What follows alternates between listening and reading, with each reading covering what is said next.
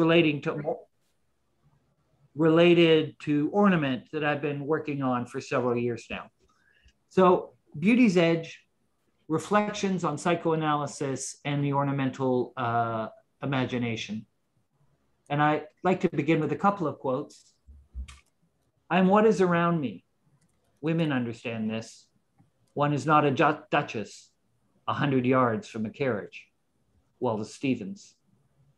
A thing exists in the midst of its wastes. Emmanuel Levinas. It's hardly controversial to suggest that a part of the architectural imagination is the ornamental imagination. 20th century eschewals of ornament notwithstanding, the question of how buildings are to be appropriately dressed continues to consume a good portion of the contemporary architect's imaginative energies. Indeed, in recent history, there has been a significant resurgence of interest in ornament across the discipline. In a recent survey of the topic, Dennis Balak and Aklia Almer compile a list of no less than 39 exhibitions devoted to the topic of contemporary ornamental practice in the period extending from 2005 to 2012. And within the domain of art and architectural history, important studies interweaving historical and contemporary topics and perspectives have emerged, not the least of these being Histories of Ornament from Global to Local, edited by Niki Pulji, Gurlu Niki Pulji, and Alina Payne. It's in part with that resurgence in mind that I'd like to consider the pertinence of psychoanalytic perspectives to a rethinking of ornament in architecture and beyond. As a starting point for this consideration, permit me to recall that famous passage in Civilization and Its Discontents, in which Freud refers to man as a prosthetic god. Quote, man has, as it were, become a kind of prosthetic god. When he puts on his auxiliary organs, he is truly magnificent. But these organs have not grown onto him, and they still give him much trouble at times. End of quote. The portrait that Freud presents of man here is already cyborgian to the extent that the human organism is presented as a kind of hybrid or amalgam of natural organs and their artificial extensions. The split in the living body exposed by these prosthetic extensions is indistinguishable from the spaltung that Jacques Lacan describes as rending the infantile body as a result of its being carved up by signifying inscriptions. Here it is perhaps helpful to recall Lacan's remark in Four Fundamental Concepts that the first signifier or unitary trait is tattooed on the living body. As Samo Tomczyk observes, among psychoanalysis's most important discoveries is the fact that, quote,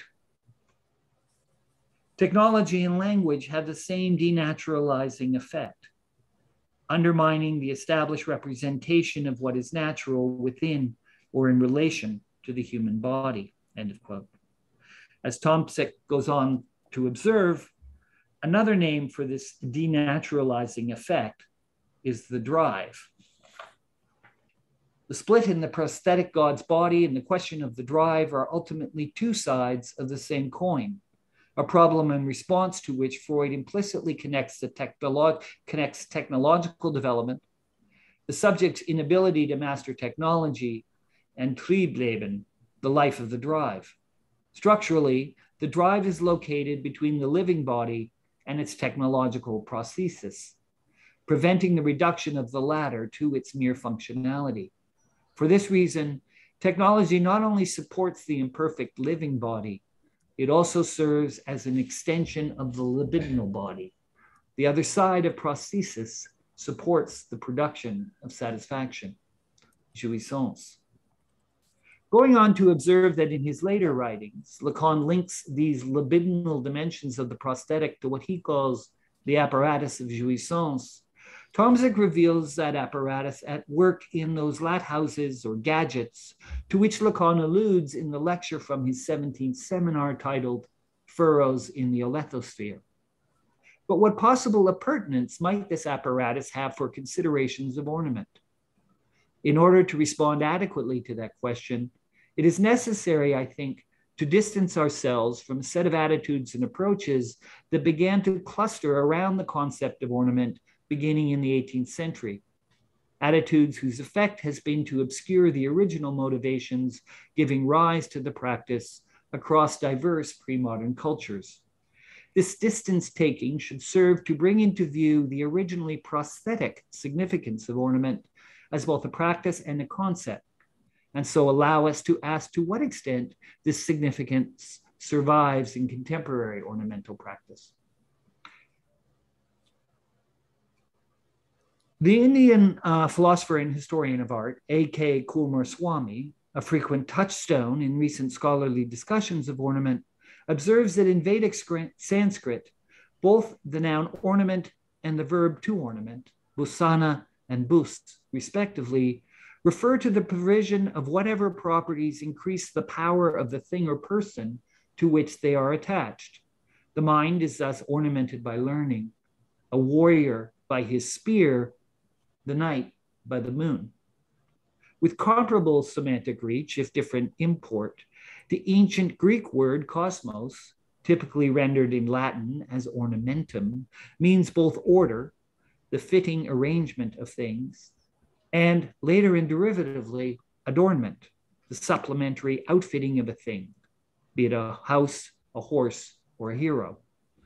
The second sense of cosmos as adornment is applied to architectural decor as early as Aeschylus's satyr drama, Theoroi, in which a chorus of satyrs approached the temple of Poseidon, brandishing perfect likenesses of themselves, which they then attached to the temple as cosmos to Theo, ornament of the gods, apparently with apotropaic intent.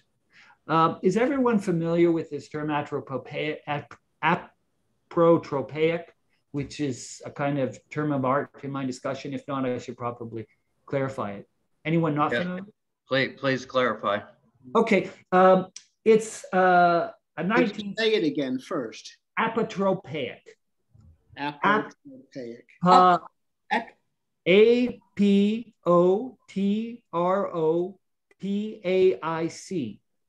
It derives. I'm European. I don't understand the Anglo-Saxon alphabet so quickly. It's a Greek word, isn't it? It's actually a 19th century art historical and ethnological term of art, which derives from a Greek term, which means to deflect or to turn aside. So the term apotropaic came in 19th century examinations of the ornamental practices and art of early peoples to refer to the use of ornamental talismans as devices of protective magic. Okay, good. And the idea of the apotropaic in the Greek imagination is especially associated with Perseus's use of the shield that Athena gives to him to ward off the deadly gaze of Medusa, so that by metonymic association, Medusa in her turn becomes a kind of symbol. And this is repeated over and over, as late as Goethe and Nietzsche. Medusa, and even in contemporary theorists of the apotropaic, the myth of Perseus and Medusa is seen as a kind of exemplar of the therapeutic or apotropaic healing or protective powers of art. Great. And ornament is deeply implicated in this idea of the apotropaic. And according to many 19th and 20th century commentators, really at the basis of the genesis of artistic practice and technique in the ancient Greek context. I'll maybe leave it at that because I don't want to get too bogged down. But that's so the basic. The root of the word is trope, to twist. But apotropaic means something related to twist, to deflect or turn aside. If I could throw in a little so comment. that, for instance, the use of an amulet to deflect the evil eye, like a Nazar symbol, for instance, is a very good example of an apotropaic device. So it's an ornamental talisman that protects you against bad shit. Yeah, so it's an action rather than preparation for the action. Sorry? If I could just throw in a little bit. So you describe it as an action or reaction to the current threat rather than a shielding for the future. There's not really a sense. I would really like not to get bogged down in this. Okay, no. And I think for the moment, my explanation of it as in reference to ornamental talismans, whose purpose is to magically deflect malign spirits, should be adequate for me to proceed with my argument. Is that okay? Yes, Andrew, I just want to say that your definition is actually the one I'm familiar with here in Italy and Southern Europe. Absolutely. That's what I've been knowing for a long time. So it's perfectly fine to me. Makes sense. Okay. I mean, I think it'll become clear as so the point I'm wanting to make throughout all of this is that in early uses, in early ornamental practices, ornaments are kind of prosthesis. They're our gear. They're the gadgets we array ourselves and our objects with to make them ready to operate in the world. Sure. By the 3rd century BC, kosmos, which is of course the Greek term for ornament, had acquired a narrower technical sense and application to temple architecture, referring to the orderly sequencing of triglyphs and metopes on the temple frieze. And during the Hellenistic and Roman imperial periods, this more technical sense expanded considerably, so that sun panti to kosmos referred not merely to the frieze, but to the column order as a whole, and indeed to every aspect of the building that exceeded sheer structural exigency. And this is the sense in which Pausanias employs the term in his description of Greece. According to Plutarch, Pythagoras was the first to extend the meaning of cosmos so as to have it refer to the ordinate disposition of the physical universe as a whole. Although at least one modern commentator, Alea Finkelberg, has suggested that strictly speaking, this honor should go to Plato, since Pythagoras on his reading uses the term exclusively to refer to the order of the heavens. At all events, for Pythagoras, the achievement of world order involves a harmonization of initially conflicting principles or elements, through which what was originally limitless, apeiron, finds definite form and finite extent. And these semantic values come progressively to attach to the term cosmos, again, the Greek term for ornament. Pythagoras' disciple, Philolaus, echoes this account of a harmonic coordination of elements when he says, quote, nature in the universe was harmonized from limiteds and unlimiteds, both the whole universe and everything in it. For such unlike things, it was necessary to have been locked together by harmonia if they were to be held together in a cosmos. Other pre-Socratic philosophers stress the processual and conflictual nature of this locking together of all that is. In the succession that leads from Heraclitus to Pythagoras, cosmos is thus progressively associated with the coordination of initially disparate or even antithetical elements by their serial alternation or by their apposite constellation in a state of tensile equipoise. By means of these respectively rhythmic and harmonic operations, an originally chaotic condition is transformed into dynamic order. The Latin term ornamentum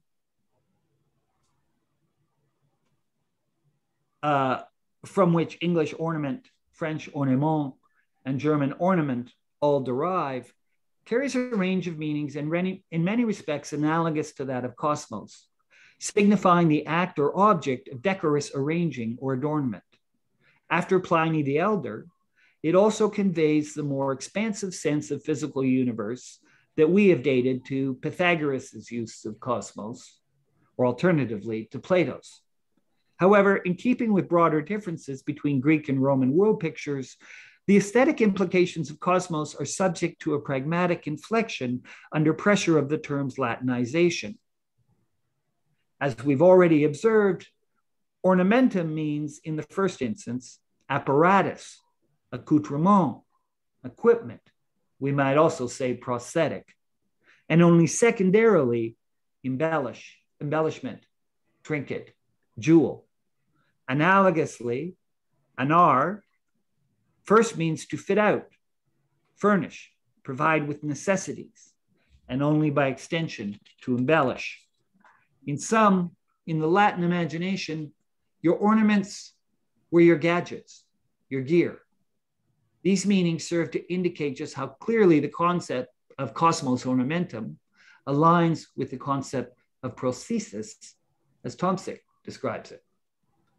My point is that the earliest practices corresponding to the concept of ornament do not seem to have been performed exclusively or even primarily with a view to the aesthetic qualities of the persons and things adorned. Rather, they are thought to have an apotropaic or hierophantic efficacy, and it is apparently by reason of having supported this magical efficacy that aesthetic features are initially valued at all. Noting that the nominal form of ornament in Sanskrit, bhusana, also refers to jewelry or to any other form of decoration, Kuramaswamy observes that, quote, the values of jewelry were not originally those of vain adornment in any culture, but rather metaphysical and magical, so that to decorate or an object or a person originally meant to outfit him or her or it with the necessary accidents, with a view to their proper operation. We cannot, quote, as he goes on to observe, we cannot understand the original intention of bodily ornaments, unguents, tattooing, jewelry, etc., from our modern and aesthetic point of view. The Hindu woman feels herself undressed and disorderly without her jewels, which, however much she may be fond of them from other and aesthetic points of view, she regards as a necessary equipment, without which she cannot function as a woman. To be without her gear would be more than a mere absence of decoration. It would be inauspicious that the woman abandons her ornaments. End of quote. Therein lies the paradox that the pre-modern perspective on ornament presents, and that aesthetic modernity at once inherits and disavows.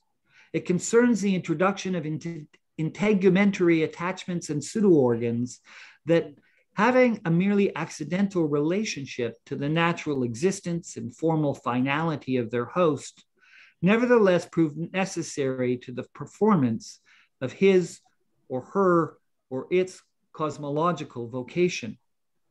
These apparent add-ons lend the naked item the charismatic heft required to pull off whatever role, status, or dignitas has been assigned to it in the providential scheme of things.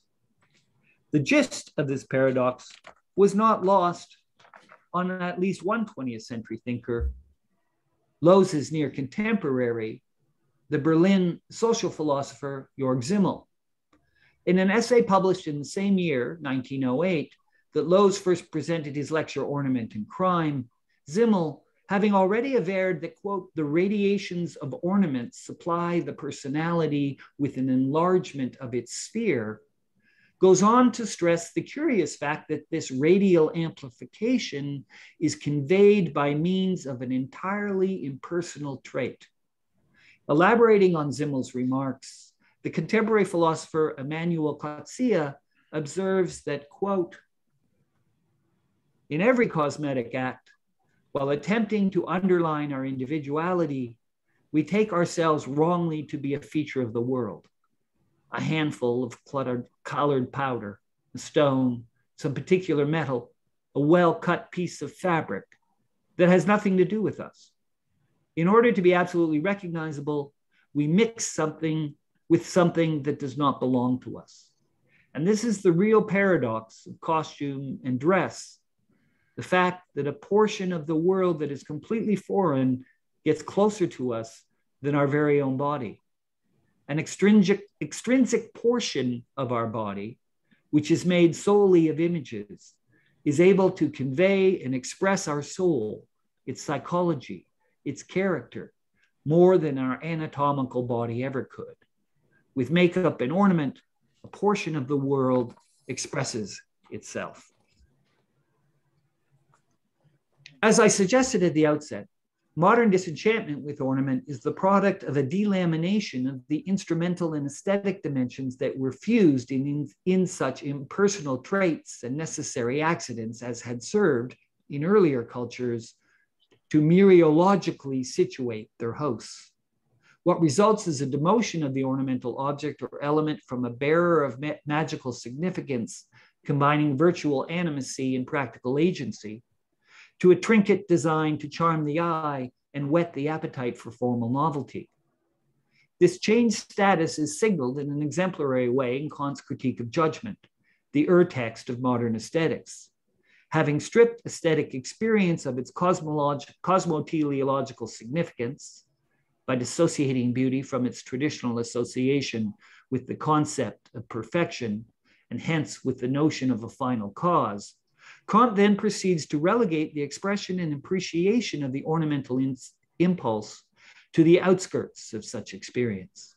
A zone of artistic inconsequence he designates with the term perergon, meaning at the edge of, or right beside, the work, or ergon.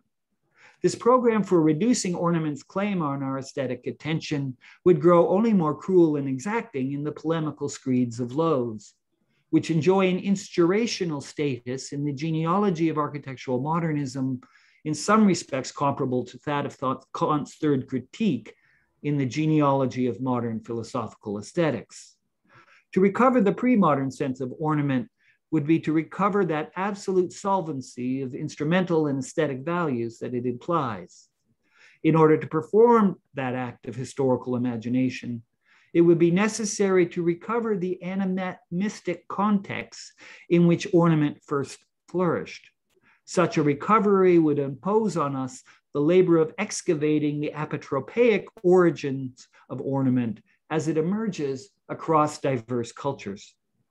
In the first instant, ornament is not an aesthetic marvel, but a tool, a magical tool or gadget.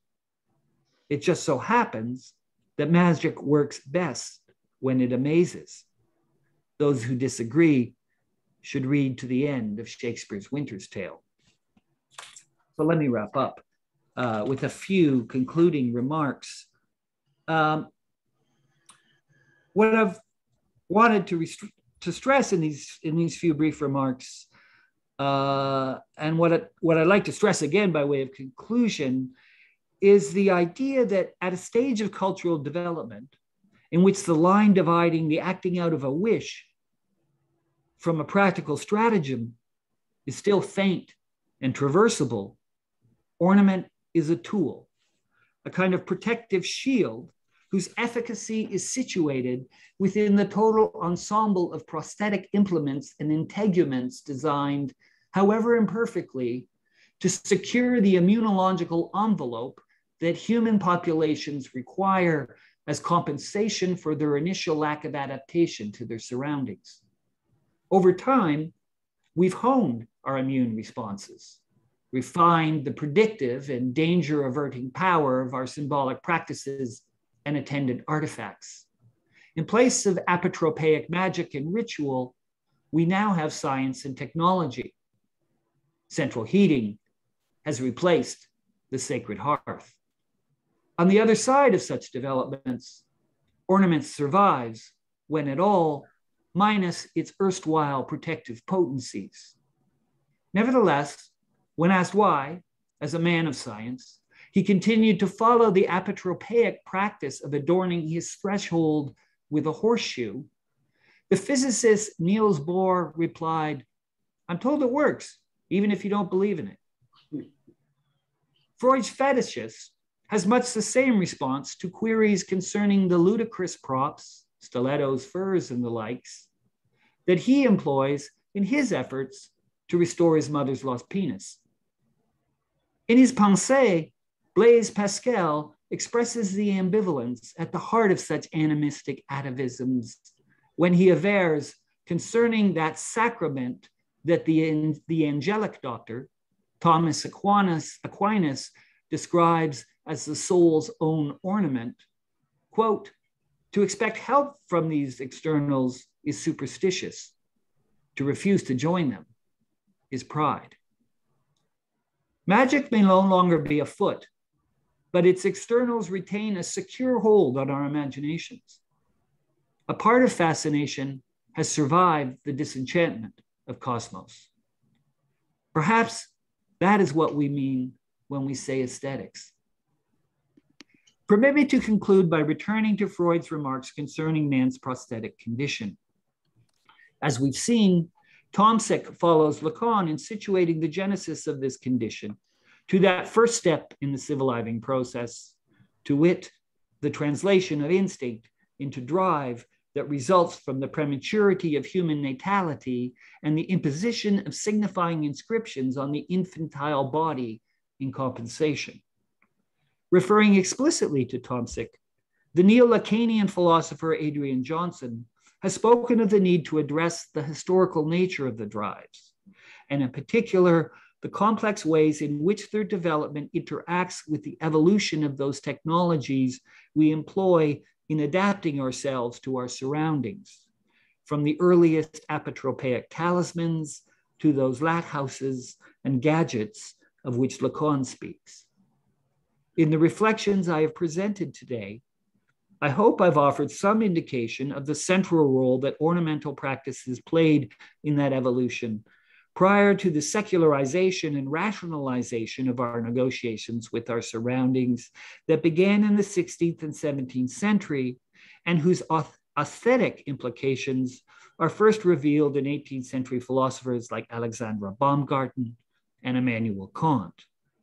In doing so, I hope I have offered some indication of what a psychoanalytic approach to the history of ornamental practice might look like. Thanks. Thank you. Andy? I hope I didn't go too much over. We have a few minutes for questions. If anybody would like to ask any questions of Andy? I know I would. Lawrence?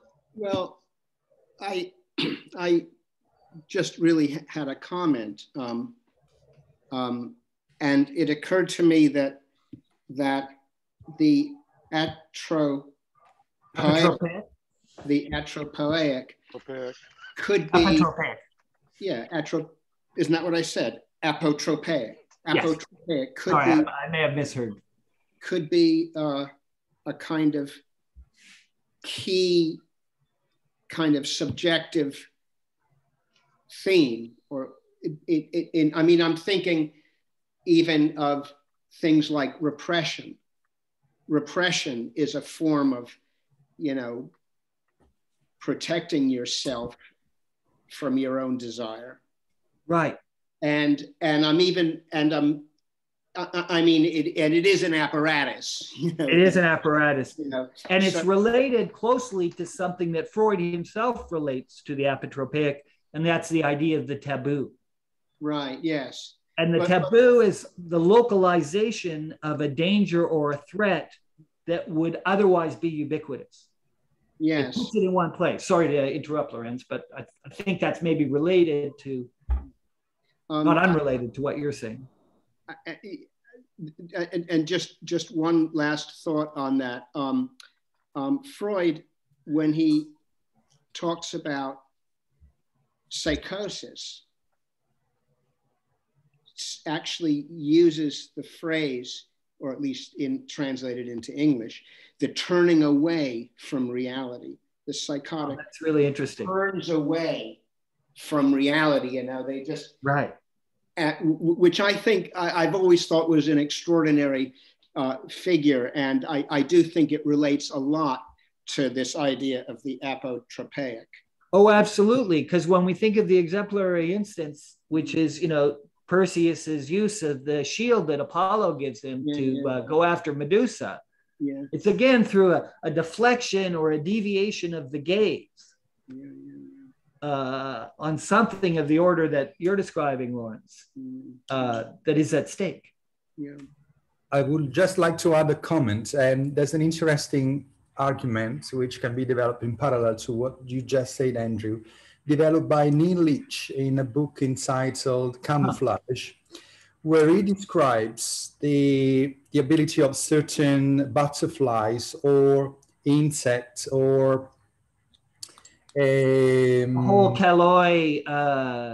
Yes, exactly. These big eyes that they display on their wings to return the gaze, to use the Lacanian expression, and therefore to deflect, yes, the evil eye that in some way is not just about, yes, misfortune or something as it's become in contemporary culture, but really it's a danger that you're trying to deflect somewhere else, and therefore shields the individual from the individual, in this case the animal or the insect, from the danger of being eaten or becoming a prey. So these two big guys, specifically he's talking about certain Southern American butterflies, by displaying these big oculi on the wings, really had the power to return the gaze and therefore to threat the enemy back. But it's interesting also in this regard what you were saying about human being not being provided with this specific ability to deflect the gaze, and therefore possibly using ornaments either on themselves or on architectural artifacts such as architecture to do something about it. Again, we can talk in terms of Lacanian theory and say to deflect, or at least to send a message or communication across, or simply to shield and protect something within it. So I found it extremely interesting. Thank you.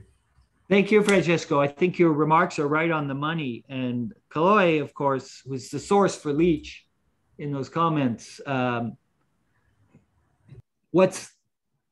couple of things are interesting. One, he explicitly relates this idea of a kind of, well, first of all, he says this protective camouflage, the insect that looks like a blade of grass. They actually get eaten more than the other insects. So he contests the idea that there's some selective advantage to these forms of natural ornamentation that allow plants, insects, and animals to kind of blend into their environment. And he says that he actually refers to Freud's death drive and says that, it's a kind of nirvana principle that works throughout the entirety of the natural world. There's some part of the organism that wants to reunite with its environment. And this desire finds an ornamental expression. And of course, these ideas were very important for Lacan in his discussion of the gaze and four fundamental concepts. In fact, he refers to Caloi Caillois. Specifically. Caillois. Roger Caillois.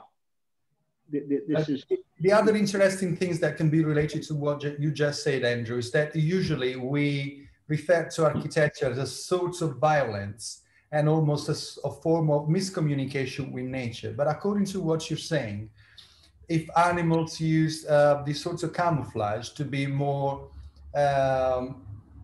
entwined within the environments, then even architectural ornamentation maybe is a form for human beings to naturalize better within the environment, right? Because they're not naturally endowed with these sorts of. I'm just inferring this from what you said. I found it's an interesting possible outcome of your speech today. Yes, I think so, because behind all of this is the idea, I think, that I take from Hans Blumenberg, but you also find in Freud and Lacan as man is the helpless, maladapted animal whose technical and prosthetic ingenuity is a kind of compensation. And I think there's a point of abutment or even overlap between these sorts of arguments that we find, for instance, Freud promulgating in Civilization and its Discontents, and Sloterdijk's more recent arguments about immunological environments and architecture as a fundamentally immunological sort of activity. So my point is that in early cultures, ornament is a technique for producing these protected or immunological enclaves that we seem to require as a species. And Angie, did you have a question? Sorry, did I have a question? Angie, I think. Has Oh, a Angie, question. sorry. Thank you. This was very interesting, Andy, because the way you sort of, brought two questions there: A, the modern subject, and B, the mythological subject. As far as the Greeks are concerned, all is kind of 19th century fiction, as far as I'm concerned. And I say that as a classicist, as an ex-classicist, actually. There is no such thing as Greek thought. It was created in the 19th century. So everything we say comes from, Oxford and Cambridge tradition. That's a different issue, though. A perfect complement to what you're talking about is prosthesis is, since Lawrence started that with displaying his bookshelves, I'm going to do mine. Willis says, oh, the David Will, yeah. Which takes the genealogy of writing. And my comment based on that is there seems to be a kind of a splitting of ways at some point. The way Greek philosophers imagine cosmos as an orderly universe, so to speak, and the modern subject which writes itself and tries to think of the unthinkable. And this is a transposition between image and thought, which always lives behind the Gestalt from on the one side and the Vorstellung represents on the other, always has a kind of, lives something unsaid or unrepresented. In that sense, I think the ornament rests with the body. I wouldn't confuse it with I wouldn't call it a tool. That's my only objection to your lovely and beautifully imaginative way of rethinking the subject. The tool is different. Tool in hand, and Lacanians actually haven't done justice with that. Philosophy hasn't done justice to the tool. The tool is completely different. The tool is functional. And tool in hand, tool and human progress together. That we have not spoken adequately about, we as Lacanians, or our philosophy in general. And it's a completely different thought. The representation of the body, the marking of the body, ornament is an extension of the body. Yes to everything you said. I would just leave the tool out because in my view, it doesn't sit well. As for the ornament, yes, it refers to this kind of, supplement. Well, I tend to, I don't agree with everything he says, although I find him an extraordinary resource for thinking about how pre-modern and non-European cultures think quite differently about ornament. But I do agree with him, and in that sense, perhaps disagree with you, when he says that both within the European pre-modern imagination, but also within the imagination of other cultures, he speaks specifically to Vedic and Buddhist cultures, which is his particular area of expertise. Function and meaning are one. Function and meaning are one because you have a worldview that is in still some sense magical. Yeah. So that symbols have an immediate practical efficacy. You use them, you do shit with them, you protect yourself with them. And that sounds a lot like a tool to me. It sounds like what? A lot like a tool to me. If you'd ask me what I do with tools, I would say I use them, I employ them practically, I protect myself with them. Oh, tool in that sense then. Yeah, fine. Yeah. I was thinking more of, the axe as a tool, or the pickaxe as a tool, or the But there's the interesting thing in the ancient, and you get this in Vitruvius when he's talking about Firmitas. For Vitruvius, unlike the Gothics, unlike the Middle Ages, it's not enough for the building to be solid. It has to look solid, because being and appearing and appearing are fused in a way for the ancient, in the ancient imagination, that they're not, I think, in the modern. So the helmet doesn't just protect your head, it makes you look fierce. That's why it's ornamented. It's not ornamented so you're Aegon on the battlefield will go, whoa, what a cool helmet, right? It amplifies your charismatic powers. And if it's effective, it scares the shit out of the other guy. So tool in that, you know, a charismatic tool, like I like Zimmel's characterization of, you know, the radiations of ornament, that they involve some kind of amplification or enlargement of the ornament's host's field of influence. And so I've been thinking about this stuff for a while, but only quite, and often had the thought, well, gee, how would I bring how does psychoanalysis, how might it inflect this? It sounds kind of psychoanalytic, this whole topic. And so it was only yesterday I started to think about it. And I do think that Tomsik's kind of Lacanian characterization of the relationship between drive and technical object is maybe a way to start thinking about ornament in ways that we don't typically. I'd like to just make one quick comment. I'd like to hear more about how ornament can be seen as the supplement or the paragon in particular as the supplement to the lack of being, as both Lacan and Derrida would say. Right. And also the relationship between ornament and metonymy, which is also a projection, or also brings the world closer to the body. I think Wouter, did you have a question? Can I just quickly respond before that? That I think with respect to ornament and metonymy, I would agree, but also for me, even more importantly, and here I follow Angus Fletcher, ornament and synecdoche. And I think if you're interested in that connection, I don't know if you know Angus Fletcher's book on allegory. I would recommend it to you in the highest terms. He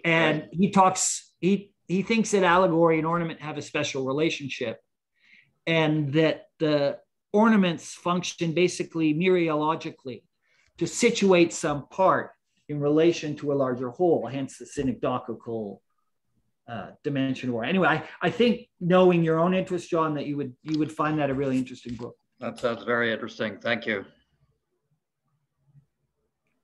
Bye, Angie. Thanks for joining, and thanks for listening, and your wonderful question. Bye, Angie.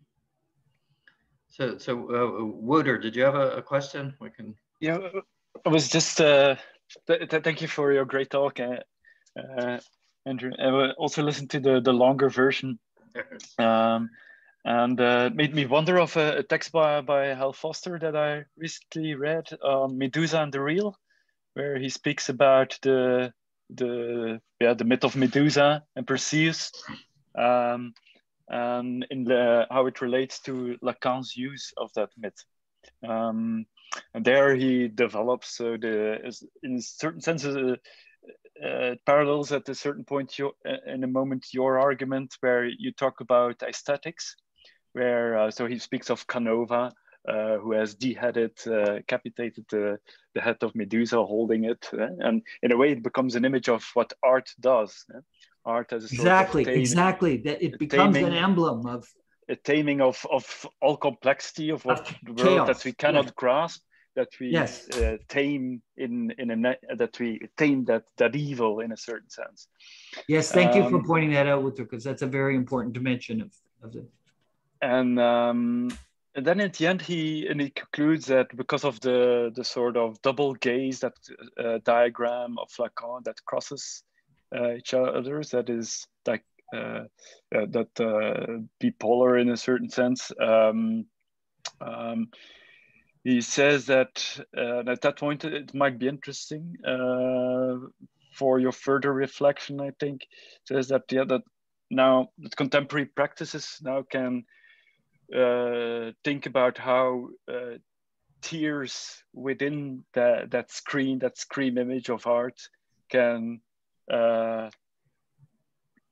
leave it open to the chaos and the evil that is behind it. And so then for contemporary art or architecture, what would that mean to bring that evil out? Yeah, so that's an open question to you. Thank you, Wouter. I'll have to look at the Foster.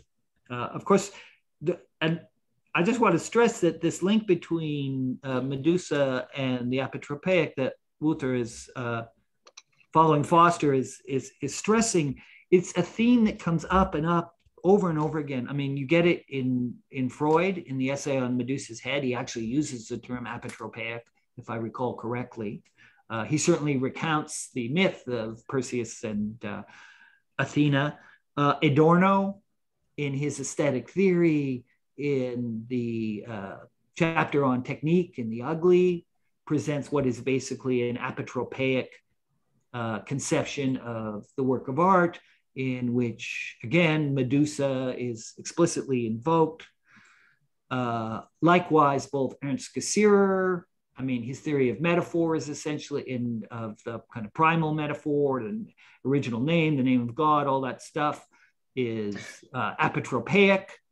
Hans Blumenberg, in his work on myth, attempts to elaborate an apotropaic theory of human symbolic activity as a whole.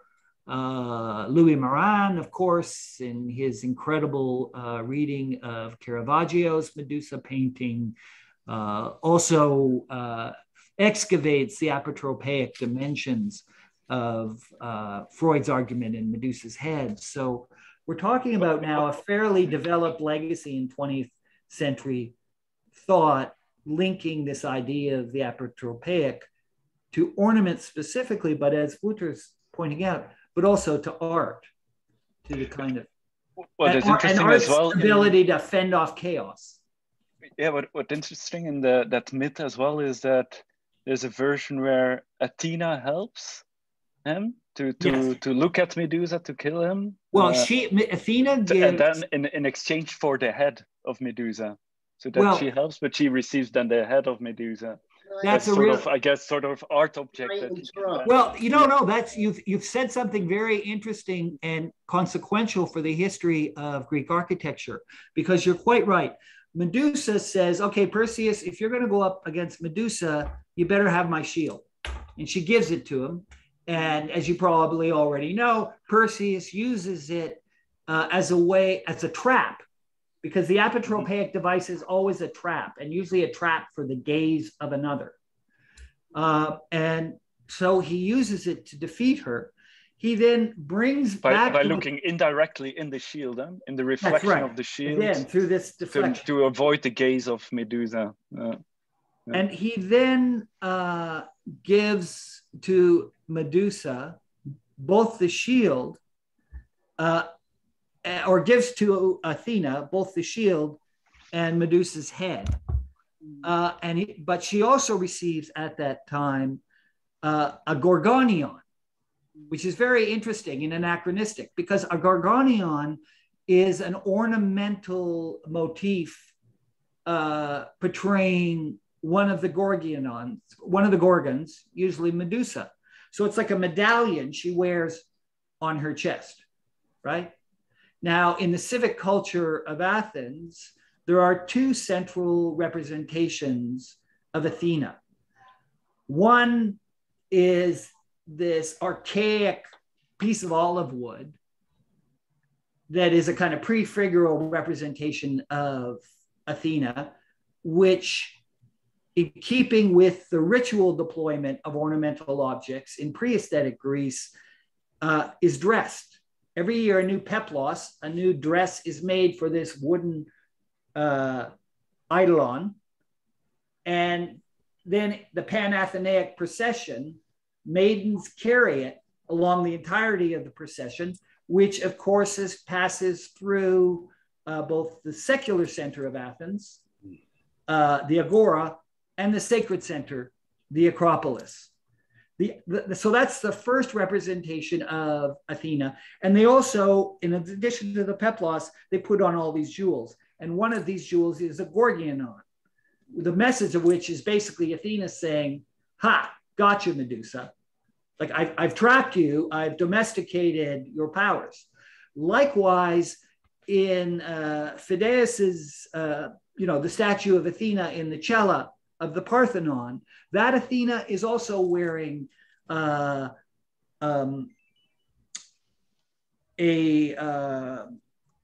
kind of an aegis, a kind of medallion bearing the image of Medusa. So the image of Athena, the eponymous goddess of Athens, as the tamer, as in collaboration with Perseus, the tamer of a kind of chaos or a kind of danger, and specifically the aesthetic tamer of such a danger. It's something that's already very alive in the Greek imagination. I wonder what our program is for tonight. It's your turn.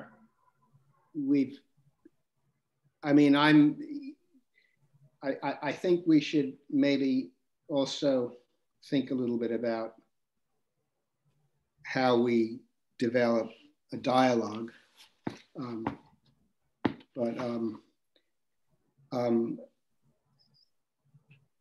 I don't particularly want to interrupt this one, but I am noticing that I'm happy to move on. It's your turn to read your paper, Lawrence. Okay, I'm not going to read a paper. I'm going to interrupt a very erudite discussion about a very erudite paper with some very informal thoughts. Okay. Now I am going to need to share my screen, so because I wanted to show some pictures. Thank you for the presentation, Andy. That was great. My pleasure. Thank you for listening, folks. I thought it was. Sorry if it went on a bit. Hopefully more to come. I thought it was brilliant, Andy. I thought it was. Thank you, Lawrence. Am I sharing? No. No. Yes. Now you are. Okay. Something's maybe happening here. Okay.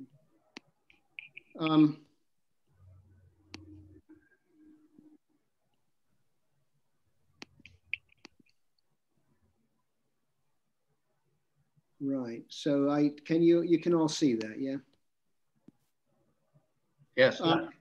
Yeah. I wanted to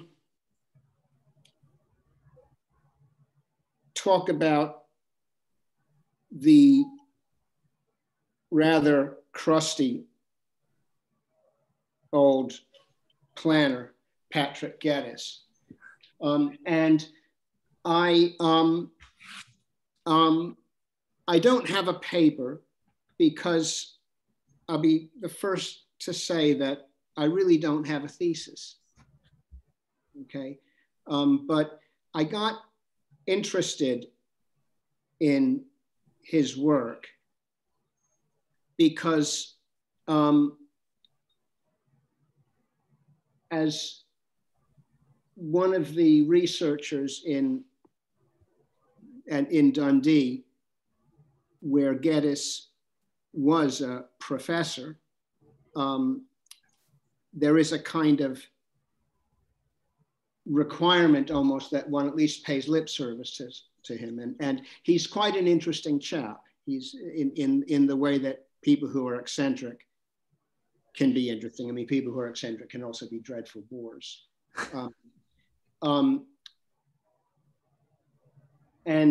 John, would you just tell me when 10 minutes is up? Because I'll just stop there. As I said, I don't have a thesis. Or I guess I could It's about 1/4 at 25 past. I'll just stop.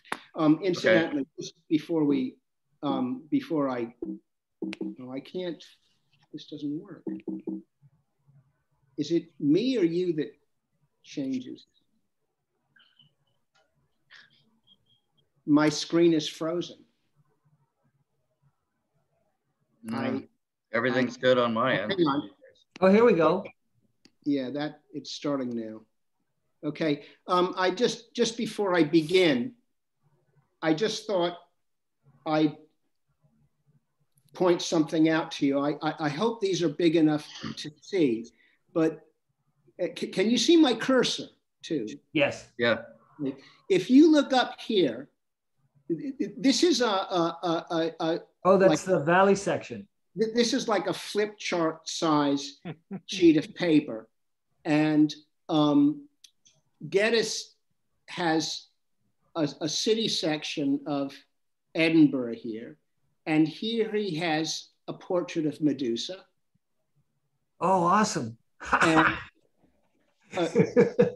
hovering just over the word evils. And then this, we can't really see it here, but he's like got this graph where he's got the Gorgons along one side, if I remember correctly, and then certain features of cities along the other. And I've never quite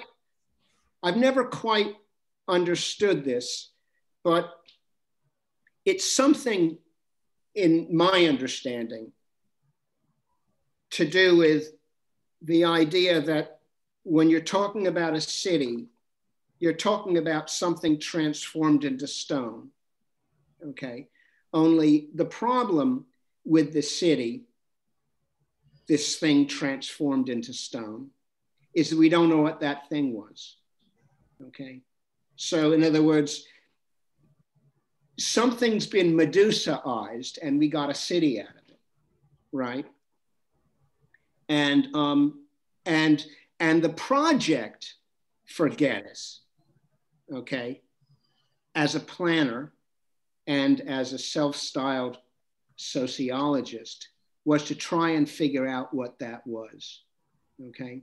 Now, I got interested in him because for a number of circumstances, I was kind of strongly encouraged to produce an exhibition of his work pulled from his archive, okay, for the centenary of his book, Cities in Evolution. That was 2015. And I did this exhibition. These are some of the drawings from it. About 2 or 3 months ago, I finally realized what all this stuff was about, okay?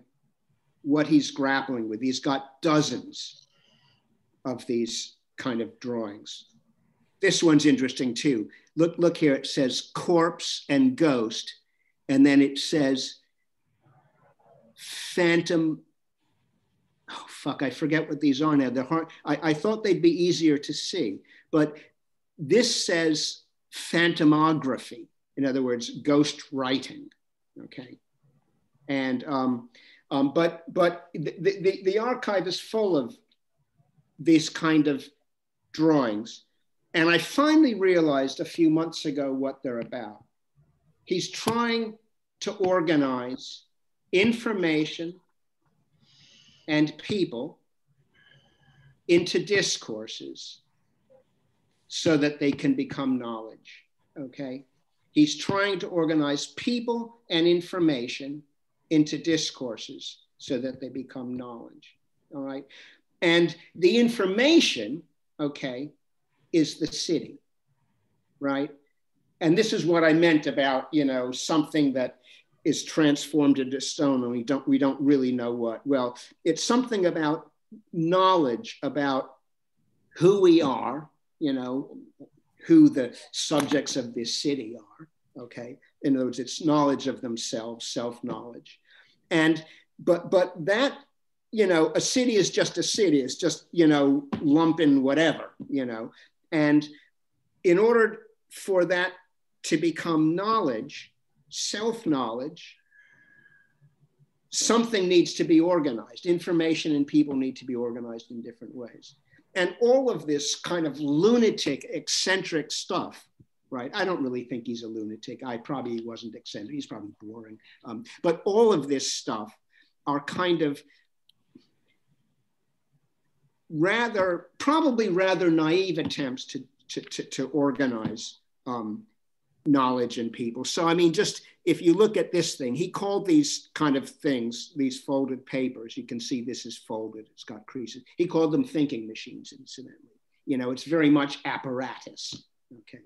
And, you know, like this one is sort of like trying to organize, you know, epistemes. I mean, it's like Foucault and epistemes, except it's kind of, he's, you know, Foucault is a structuralist, and he's still in this kind of emerging from this 19th century kind of, you know, colonial ethnography world where colonialism and ethnography are kind of our bedfellows. So he's got this kind of, you know, history of the development of knowledge and culture along here. And he sort of has along the border here, this kind of qualifiers of the period. So the monastic period, and he usually writes a name of a key player, is Turpid, right? and so forth. Anyway, so he's full of that. Now, the closest he gets to this kind of organization is to propose that that every settlement would have what he called an outlook tower, and people would survey their neighborhoods. The information they gleaned from their surveys would go into this tower.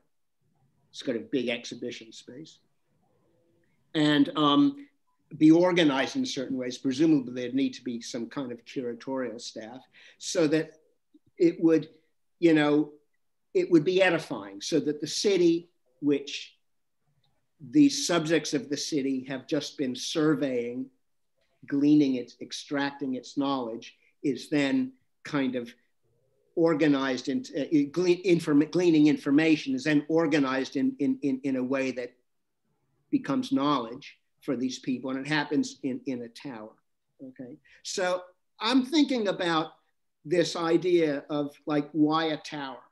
I mean, there's a whole bunch of questions, like how do you organize material into a discourse? He never solves that. I mean, never, he's not even close, you know? He was a very, very frustrated man, was Geddes. I mean, clearly, I don't know that much about his life, and it doesn't really matter, but he was clearly very frustrated. Okay, I've only got a few minutes, so I better move quickly. So I got interested in this idea of like, why a tower? Why would the tower be the sort of kind of image, okay, of the city transformed into knowledge, self-knowledge of the multitude. Sort of the multitude is this kind of collective subject, okay, plural subject, right? I think that's what we're talking about. This diagram on the left is some kind of version of how the tower would be organized, okay? Anyway, so there's that. Yeah, that's my first one. Okay, so there's these. And I was just thinking about, you know, the trouble is that the pictures of you are covering my images, so I can't see. I had the same problem, but we can see your images, just to reassure you, Lawrence. Right, okay. You just can move the stripe with our faces. I actually just figured out how to click it closed, so I can't see anybody. I don't know if I'll ever get it open again. But like, I'm thinking of a couple of things, okay? Some of which are shown here. Right, okay. Actually, there's some interesting things here. I kind of got into this thing. Huh, what happened? Something isn't working right for me here. Did you lose the full screen? No. Still got it. You have to play your slideshow. Play slideshow. Okay, Yeah. Okay, I just say, it occurs to me that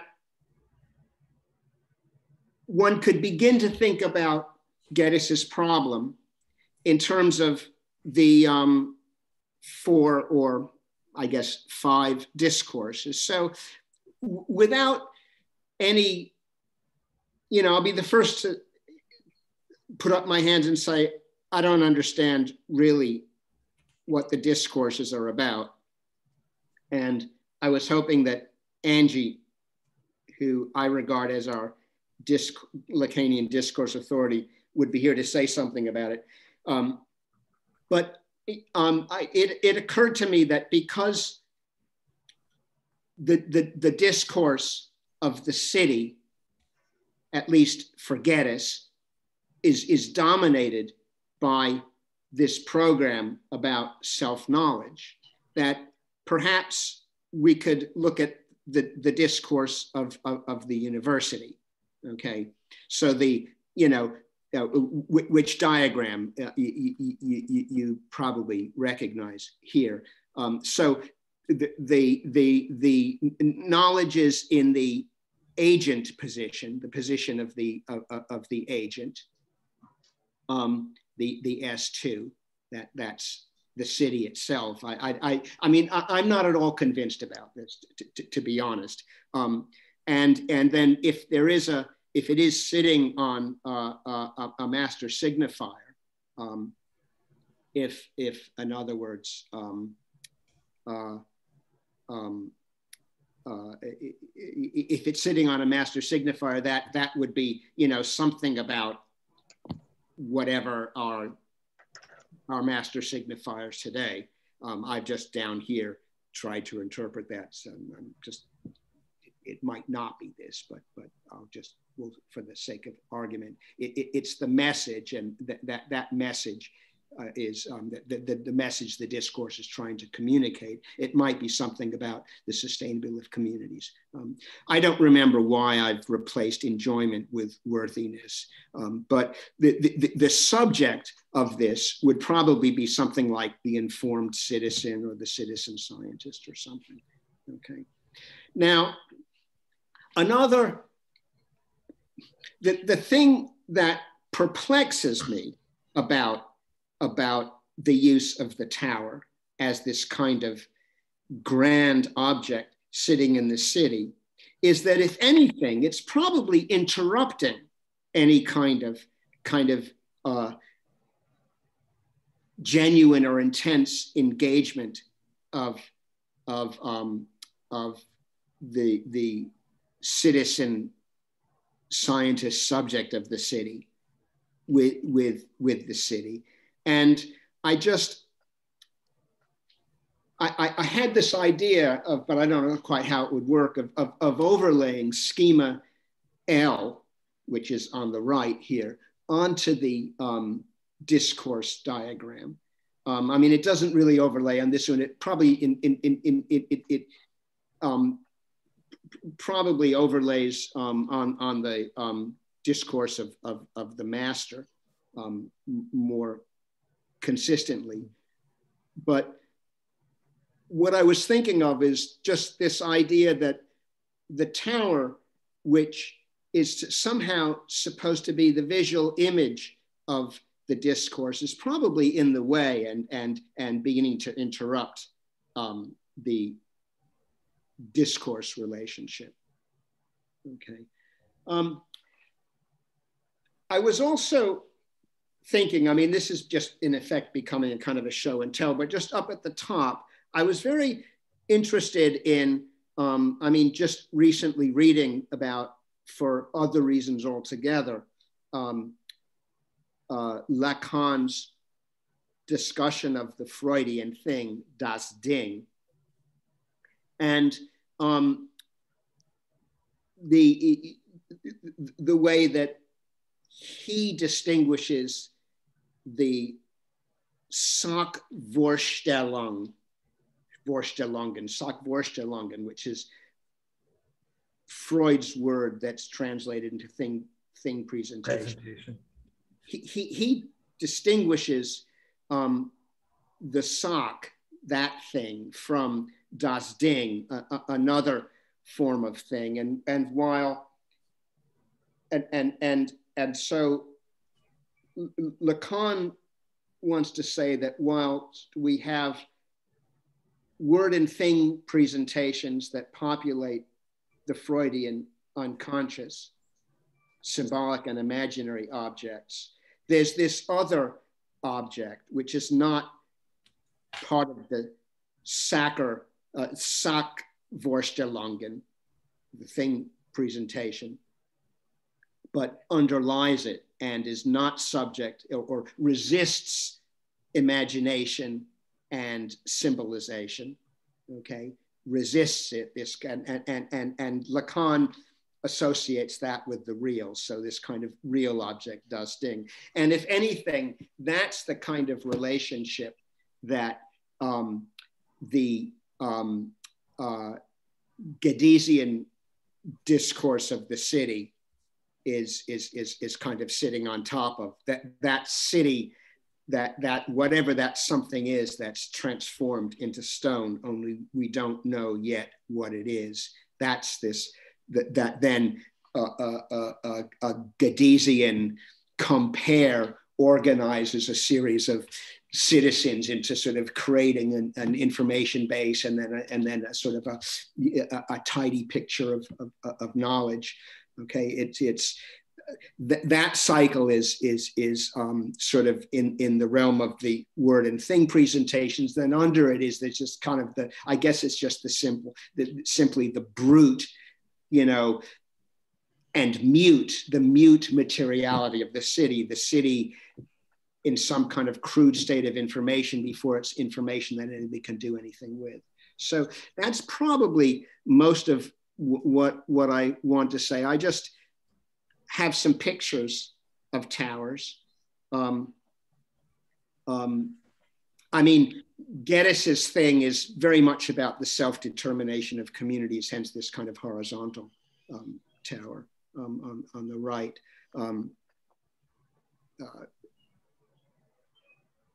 This is not really necessary. This is maybe kind of interesting. I mean, I'm using, Andy, I'm using some of this Outlook tower material for the alethosphere as well. Yes, I know. I'm quite excited to. I'm quite interested in, and I'm just going to end with this, in this idea that the tower isn't actually built in order to touch the alethosphere, okay? Like you want to touch the sky, but you're like Babel. Well, of course, you stand on here. Babel's somewhere in here. Yeah, there's Babel. The tower isn't built because it wants to touch the alethosphere, and you're standing on the earth as if you could be standing on the earth and the alethosphere was the sky, and you would build your tower to get to it. I think it's more like the tower is built to connect earth and sky, to show that actually the alethosphere is both. There isn't an earth and a sky. There's just a sort of alethospheric surface, which is both, all right? There is no separation between earth and sky in the alethosphere. The tower is built simply to try and make it appear that there is a distance between them. And it occurred to me that in the alethosphere, earth and sky are one, because otherwise, why would Lacan call that chapter Furrows? Furrows, in the elethosphere. I mean, a furrow is like a field furrow, something on the ground that you plow, okay? And the elethosphere is, I mean, the whole point of the elethosphere is that it is what, you know, in a tech school, we might call, you know, pervasive technology or something.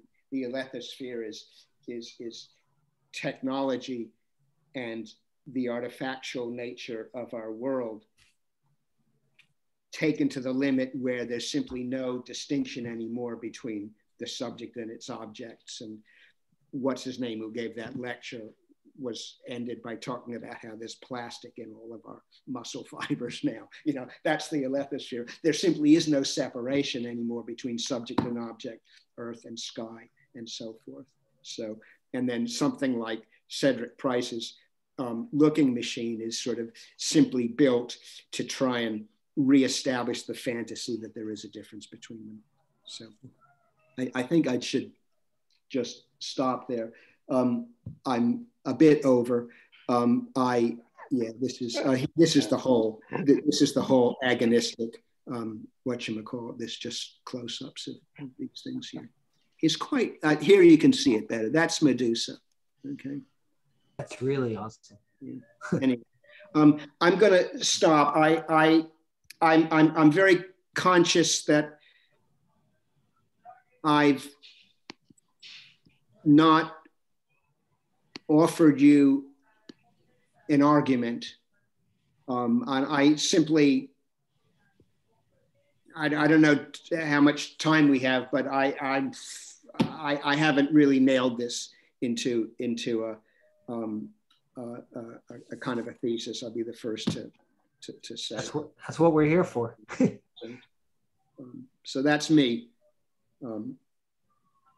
I wanted to mention that Lacan's distinction between the Vorstellung and the Dingvorstellung is modeled on the classical distinction between the eidos and the morphe. The what? The eidos, right? Vorstellung, and the morphe is right. The Dingvorstellung. So you have the representation of the form, and you have the inaccessible form, das Ding. Right. Yes, of course. Well, there is something. See, I think actually, I mean, there is something about access, okay, and the city, which is important here. And it isn't, you know, like the way access is kind of usually discussed in kind of the committee that's on equality and diversity and whatnot at the university, okay? It's about how to make the city accessible to our subjectivity, right? And that's what Geddes' project was about, okay? I was struck by the number of analogies between the built city and knowledge while you were talking, happening over and over again. And you know, it makes me think a lot about, you know, the construction of knowledge, how knowledge is an edifice, how, you know, if you see the city as human activity turned to stone, you know, maybe you see knowledge as human thought turned to stone. Maybe there's an analogy there. I seem to recall somewhere that Wittgenstein makes precisely that analogy between knowledge as, you know, a city with its organized into its various avenues and space. I can't remember if it's in the Tractatus or the Logical Investigations, but I seem dimly to recall that Wittgenstein makes precisely that analogy. So I wanted, if I could, Lawrence, also to just touch on an aspect of Das Ding, which I immediately associated with the tower. I don't know what you do with this. This is just me riffing a little bit, I suppose. But of course, Lacan's notion of Das Ding derives in part from Heidegger, who is himself drawing on kind of ancient meanings of the term, one of which is like the idea of the thing is that which gathers. and in particular gathers a collectivity. I always think of that Wallace Stevens poem. I placed a jar in Tennessee, and round it was upon a hill. It made the slovenly earth stand still. So the thing is a bit like the bridge that makes the place, you know?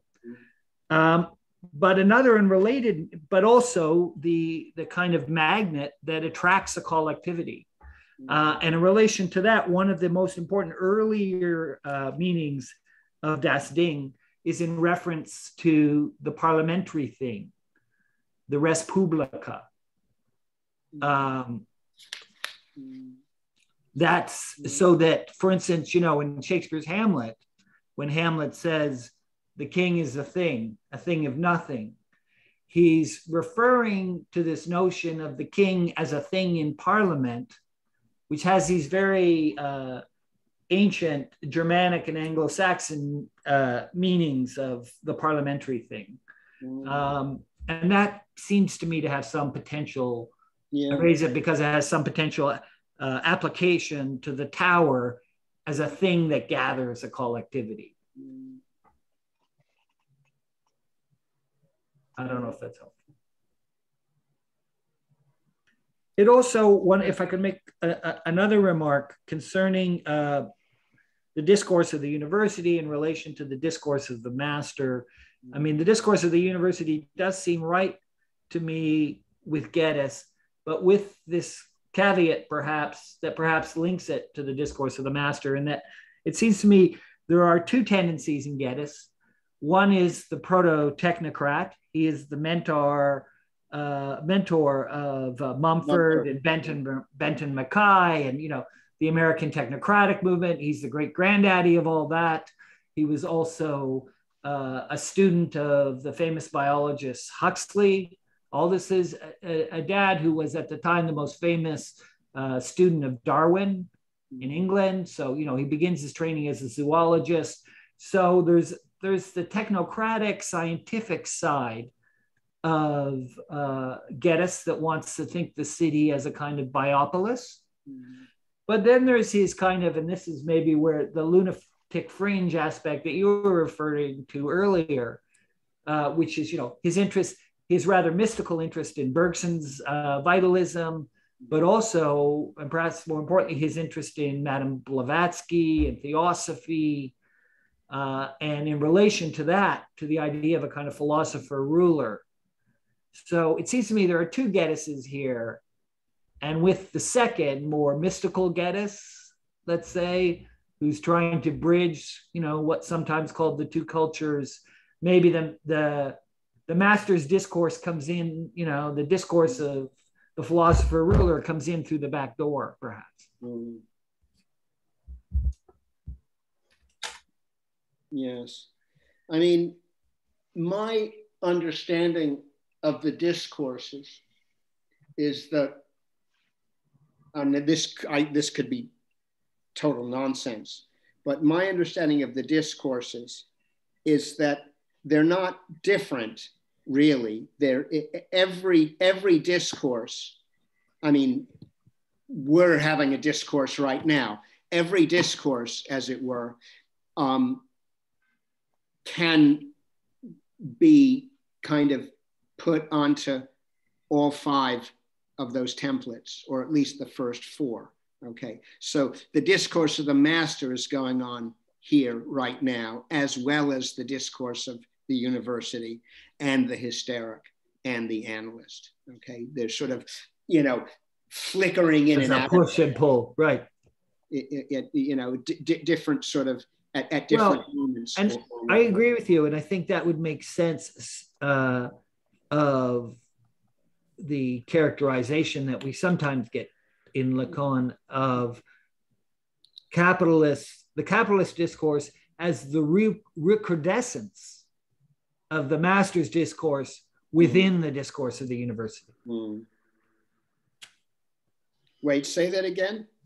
That there are times when Lacan, in his various remarks on capitalist discourse, in his various interventions in Italy in the 70s, he describes, at least on my reading, describes the capitalist discourse as a kind of recrudescence or return of the master's discourse within the framework of the discourse of the university. Right. Yeah, I would say that our discourse is maybe a little freer than from the rules of capitalism than the university discourse. We're not trying to set any, we're not trying to. One would hope. We're all hysterics. We can all aspire. That's right. So, We'd also like to react on Lauren's paper, if that's okay. Yeah, Lawrence, I've worked during my PhD on Paul Hotelet, who was a good friend of Patrick Geddes, and so what you presented recalls very much that universe of towers that I've also been working on. Now, to bring a whole Lacanian theory onto that particular world of the late 19th century, in Edinburgh, that sort of regional the regional outlook tower of Geddes, and this notation of life diagram that and shows always sort of thinking process from the town, how the town then inspires the schools give it on to the cloister, who puts these ideas in the city, and so on. What I hearing this discussion about the return of the master,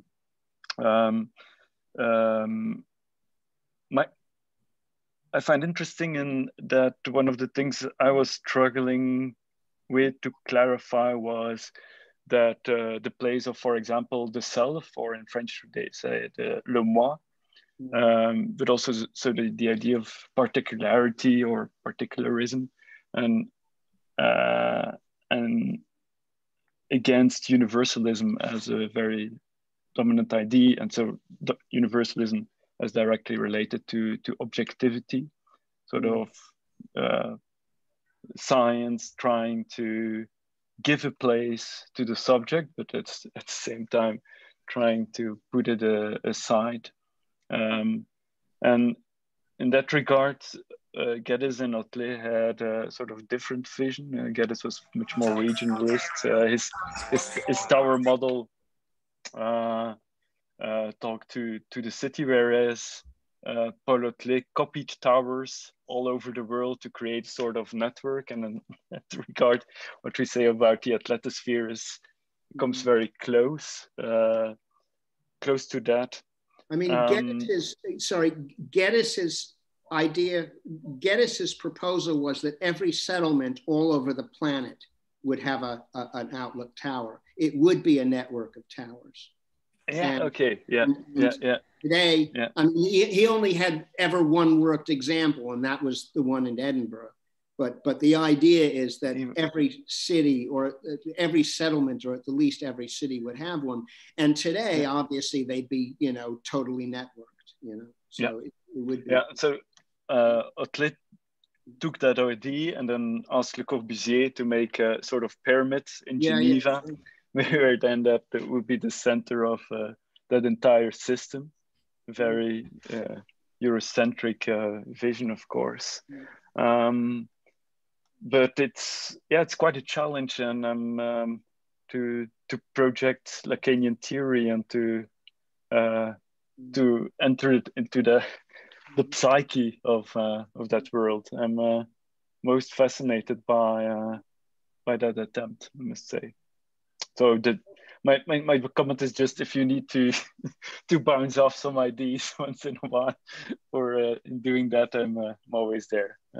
I would definitely. I mean, it's interesting to me that actually this is partly your background too. I mean, I've always regarded Geddes as such a niche topic. It's funny how many of us though. Shared an interest in him before coming to this group. It's a weird sort of coincidence. Yeah.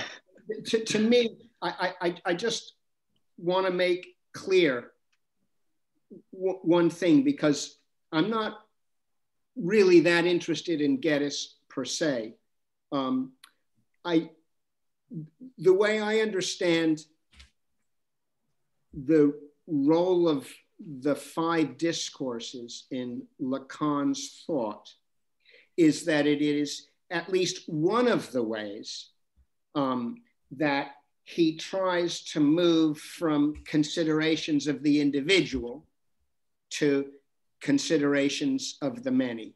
Okay. In other words, yes, there is a whole, there is a whole group psychology movement, which he's not really part of. His approach to, as it were, group psychology is to look at the discourses that bind individuals, okay? I mean, there are other things too, like the field of the other, obviously, is also one of the ways that bind people. And it's that move from individual to collective via discourse, okay, which to me raises all sorts of questions about the world that we're in, because I mean, we're actually, we are actually spatialized. I'm in Dundee, you're in Toronto, and Wouter, you're in wherever you are, The Hague. Where are you anyway? In Brussels. I'm now in Brussels. Sorry. Yeah. Okay. Yeah. I mean, and it actually, discourse does require a silent 5th term, okay, beyond the 4, and that is something like the world, or space, or extension, or in Geddes's case, the city, right? And so I do, because I mean, we actually make a discourse. I mean, I'm using the word discourse in a very extended way. I said we were in a discourse right now. That's a pretty impoverished definition of discourse. I mean, the way we build the city, okay, is actually a form of discourse. Every incremental act of construction, all of them individual and incremental, which in some kind of cumulative way wind up being a city, is a form of discourse, okay? And just as surely as a verbal one, okay? And it's either the 5th term, which is kind of the medium that discourse happens in, or it's not, it's just simply one of the ones we already have, the master, the university, the hysteric, etc. Okay, it's probably the hysteric, right? It's writing on the body, right? That's what the city is, writing on the body, or writing on someone else's body, writing on the other's body, right? That's what a city is, right? It's interesting that Geddes' tower, in Geddes' tower, the individual is the top and the collective is at the bottom. So it goes to an individual. I think his tower is upside down. Yeah, I know. I agree completely. Completely. I know. Well, I actually had another diagram which showed it upside down as a big hole in the ground, but I didn't. It just sort of didn't wind up in. But I think that go? I mean, that does go to the value that Geddes gave as a kind of, arguably, a kind of counter value to the collective engagement, the value he gave to contemplation. And with retreat as its condition, I think of, Petrarch's Mont Ventoux, the tower is a kind of prospect that relates to pretty familiar landscape tropes about, it seems to me, about the relationship between contemplation and reflection and the occupation of a prospect. Yeah, it's the Neoplatonic model, the one at the top and the material down at the bottom. Just as a footnote to your reference to Lacan and group psychology, Lawrence, it is worth remembering, I think, that Lacan studied and worked with Bion in England during the Second World War, owing in no small part to his interest in group psychology.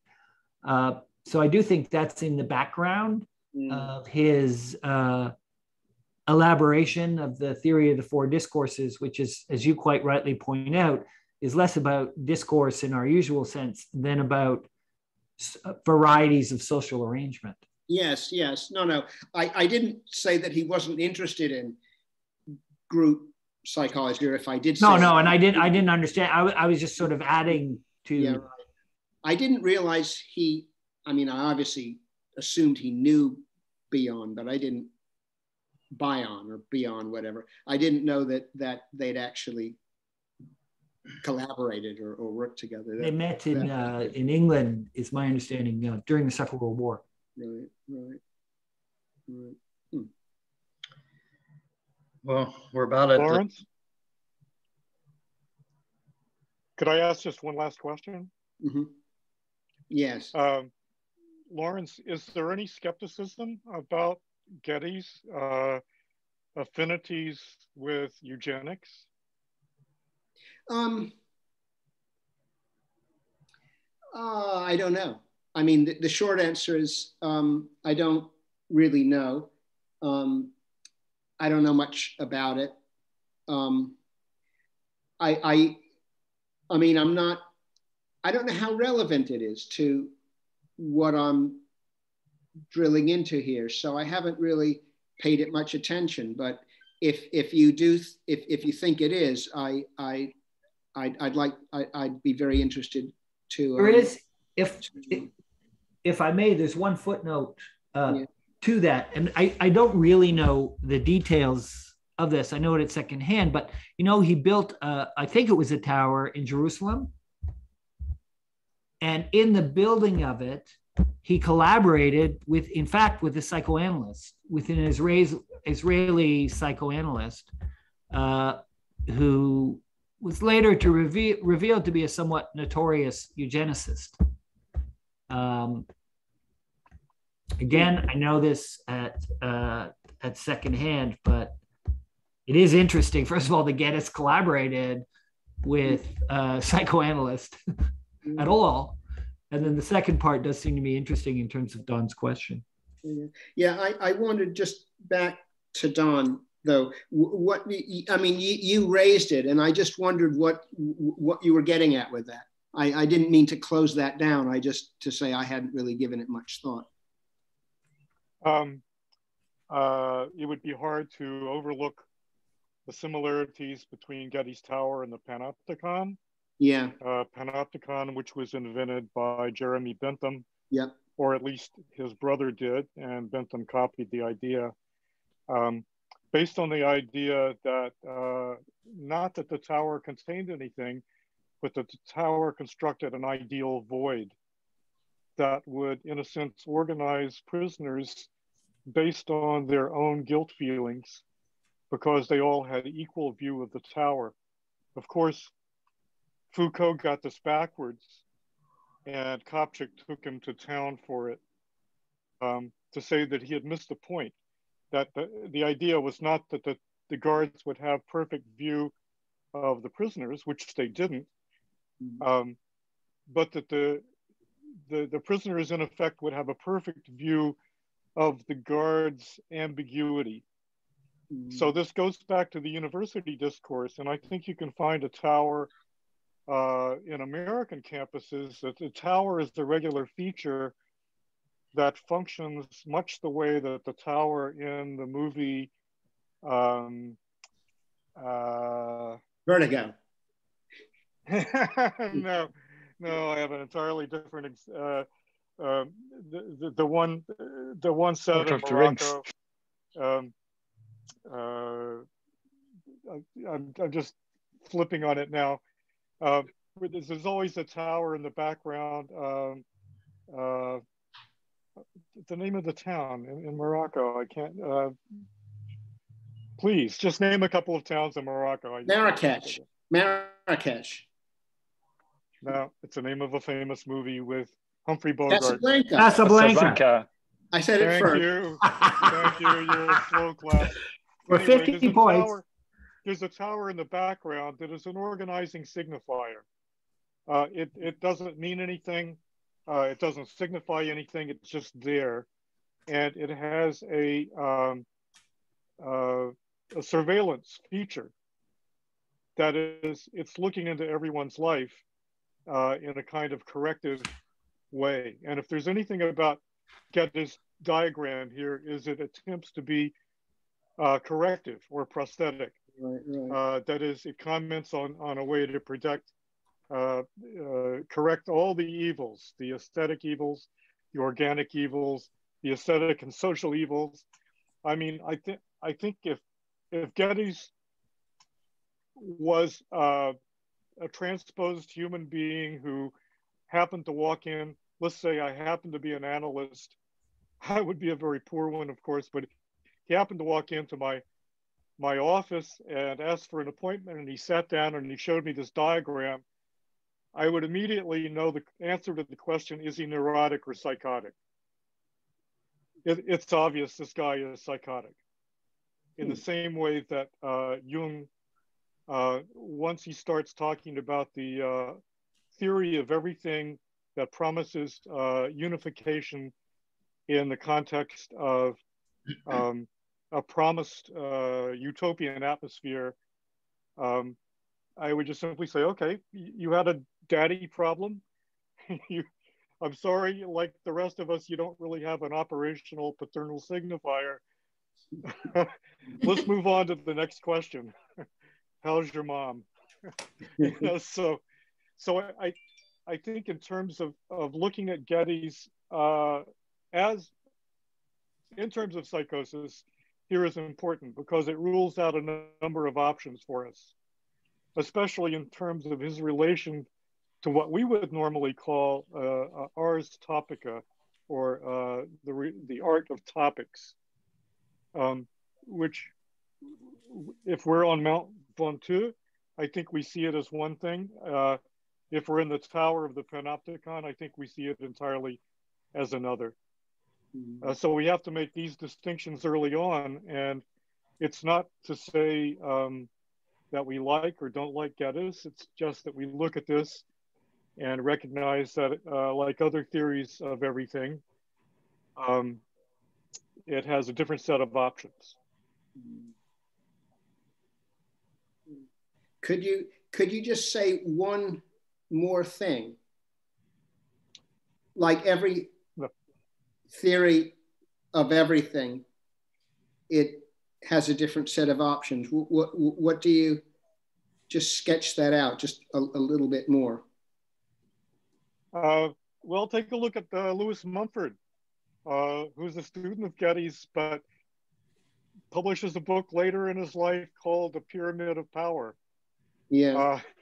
This is a tower in which Mumford puts an entirely negative spin on what he sees as a military-industrial complex.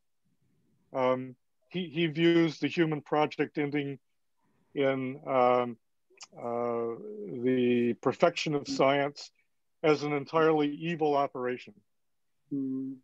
One that should send us running to alternatives, although it's not clear that you have alternatives. But Mumford's articulation of this tower of idea is really the Tower of Babel from God's perspective.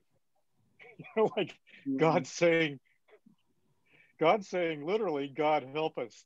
You know, if these people continue to build, they're going to create an edifice where we have what Lacan called bi-univocal concordance. That is, everything fits. The signifier and the signified have a perfect match. And of course they don't, but we're going to be made to believe that they do. That is, it will be all ideology, pure ideology. So the idea is interpolation simply takes over at this point. And what you think may be a perfect concordance, an ideal library where everything has been categorized and made to concord. This image comes up with Borges' the Library of Babel, of course. Yeah. But I mean, I mean, one of the things that's extraordinary about Lacan's discussion of discourse and his 5 diagrams is precisely that nothing fits. You know, there's slippage and loss between each of those terms as you. That's right. And so right. I think what you're saying is, or one of the things that you are leading me to thinking is that actually what Geddes, that everything I just said was wrong. What Geddes is working toward is not discourse, but actually, right. and it's this whole Medusa thing. Everything turned to stone, nothing moves, there's no slippage. And that is a kind of psychotic fantasy. But I think you should articulate exactly the way you said it. You should go ahead and make your thesis into, Geddes here is presenting a theory of discourse, and that's your null hypothesis. And in order to prove the null hypothesis, I think you will end up showing that Geddes does not have an unconscious. That, as we know, psychotics do not have an unconscious because they do not have an option of a paternal signifier. Therefore, we can't use Lacan's schema of desire or the L schema to talk about psychosis. It simply doesn't work for them. So in a sense, I would say that you have the perfect thesis. And the only legitimate one to be scientific is the null hypothesis. I mean, I'm very old-fashioned in the sense that if you want to prove something, say the opposite of what you intend to prove, and then try to disprove it. I think you'll come up with some very interesting things. I'm interested in the struggle of this Geddes and struggle of Lawrence. Because in the same way, you, Lawrence, are somehow wanting to solve the enigma of this guy. And you know yourself that it's not possible. And in the first slide or second slide, this guy was talking about psychics, ghosts. All it signifies, of course, the unknown, or other, or whatever you want to say about it. Like struggling intellectually of his inner need to make sense of it and his emotional persona, knowing that it's not possible. Asking help for ghosts and angels and gods, you know, will save us. So it's a struggle interests me, not so much what will be your solution for it.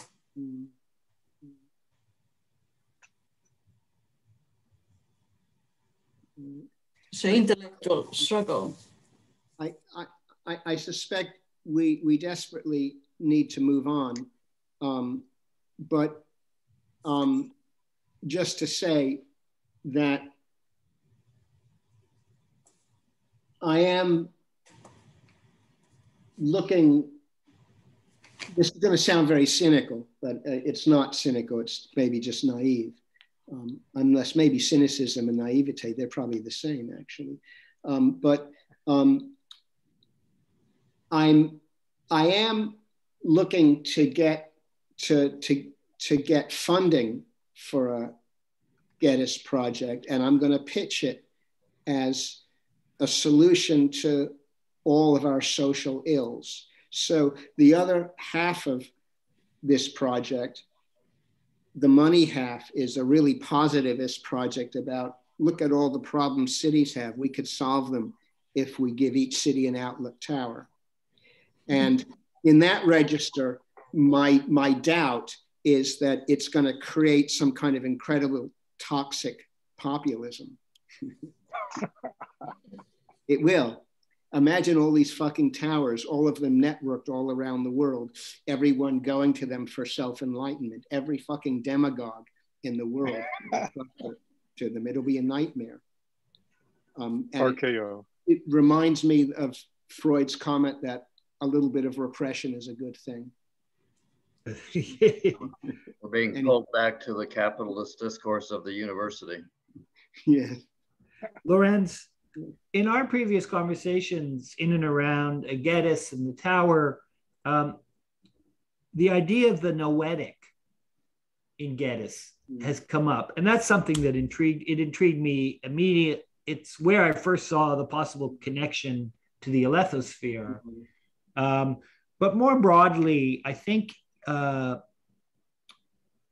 it's an interesting dimension of his conception of cities. And I'm wondering if, as a parting gesture, you might speak a little bit to this idea of the noetic and how it figures in your own emerging conception of Geddes and his relevance for thinking about the nexus of psychoanalysis and urbanism.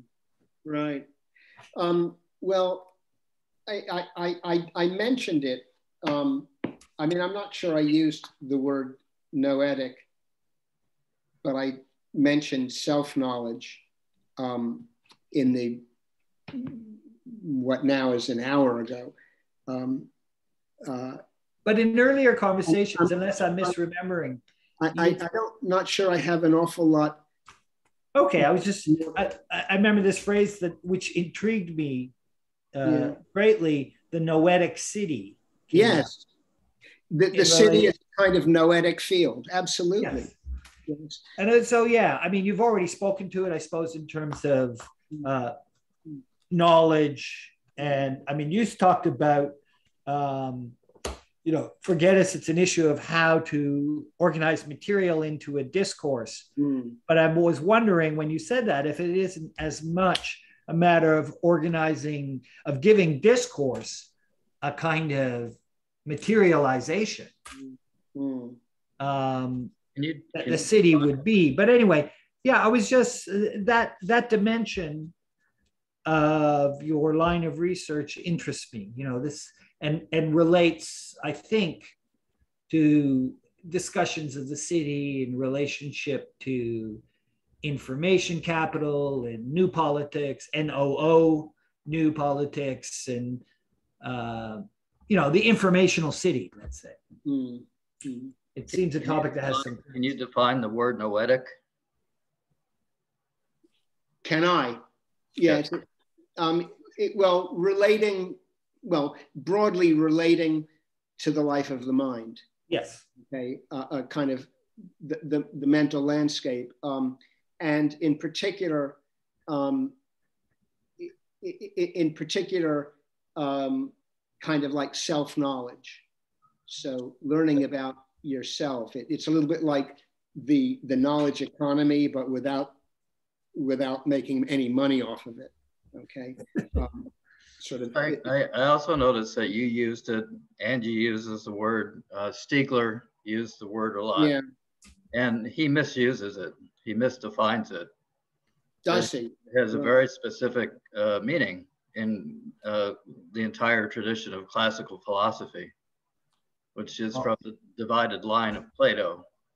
Noetic thinking is a form of thinking that isn't connected to sense perception. It's a thinking called the nous poeticos, the poetic intellect, as distinguished from empirical thinking or sense-based knowledge or knowledge based on sense perception, which is the nous pathetikos, or the pathos, the emotion. So when you use the word noetic, anybody who's read classical philosophy will have a very specific definition of the word, which isn't being used here. I wanted to point that out because Andy's right. I noticed that too. The word appeared in your paper. Yeah. The other, prominent place of appearance in 20th century, of course, is in Husserl. But I'm not imagining that has much application to Geddes. Right. I think Geddes uses the term more in the broader, current vernacular sense referring to mental activity, and sometimes in contradiction, in distinction from noemic. Right. I was using it in a, obviously not in the strict classical sense of, you know, knowledge through and of the mind, as it were, that knowledge that doesn't go through sense perception. I simply wasn't using it that way.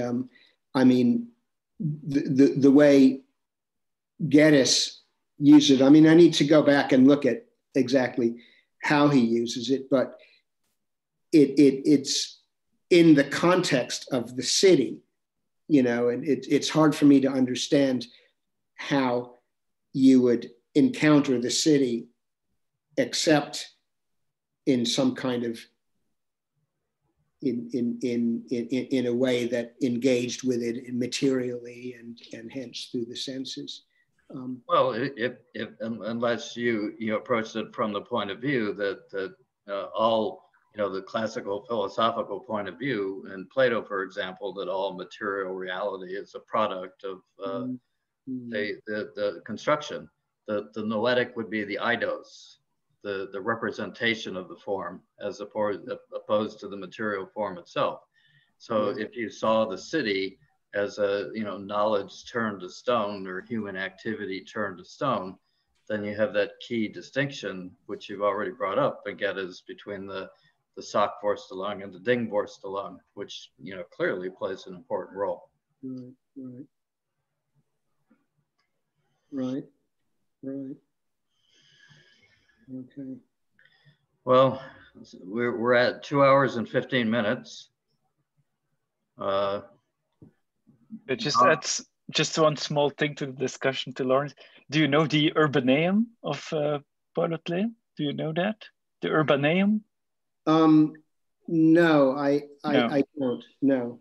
It's actually the Outlook Tower that was reconceptualized, but sort of copied by Victor Bourgeois, one of the modernist architects, and was then projected on Brussels with a great model of the city of Brussels in the center, where sort of where people could do suggestions of how the city should improve, but at the same time was very top down with the urbanist planners actually taking the decisions, and with a big panorama that looking at the city, while at the back there were all the different layers of the city, mobility, its history, and so on. That there were big posters hung on the wall. So it's a sort of an urbanistic machine. But yeah, this all these figures, the globe, the panorama, all of that come together. But, yeah, I just wanted to, if you for that grant application, might be interesting to mention that. I need to I need to look at that. I think I have, when you said Victor Bourgeois, I think I have heard of it, but I can't really, I mean, I can't quite get my mind to it. Like, I think there's a paper on it in the Journal of Architecture that I've seen, but I don't know anything about it. No, I'll have to go look at that. Thank you. Thank you. So Lauren's and Andrew's papers are in development. So hopefully we've contributed to their development through the discussion process. We had planned for today for Don and Wouter to just give short presentations that are more of a wrap up than a development, since they've already presented. So if you're up for it, a couple short presentations by Don and Wouter to give them a chance to wrap up their development so far. Yes, please. Yep. Okay, Don, take it away. Okay, thank you. I have to ask Lawrence to stop sharing the screen. Oh, yes. Sorry. At the top. Thank you. Get out of the way. Okay. Can I take like a 30-second break just to? Yeah, I don't know where Francesco is. He could be sound asleep. So. All right. Okay, I'll be right back.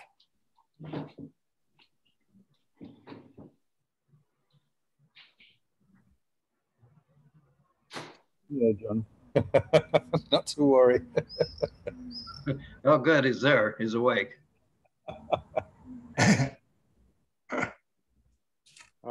I have a paradox that I'm sharing a screen, but I can't see it myself.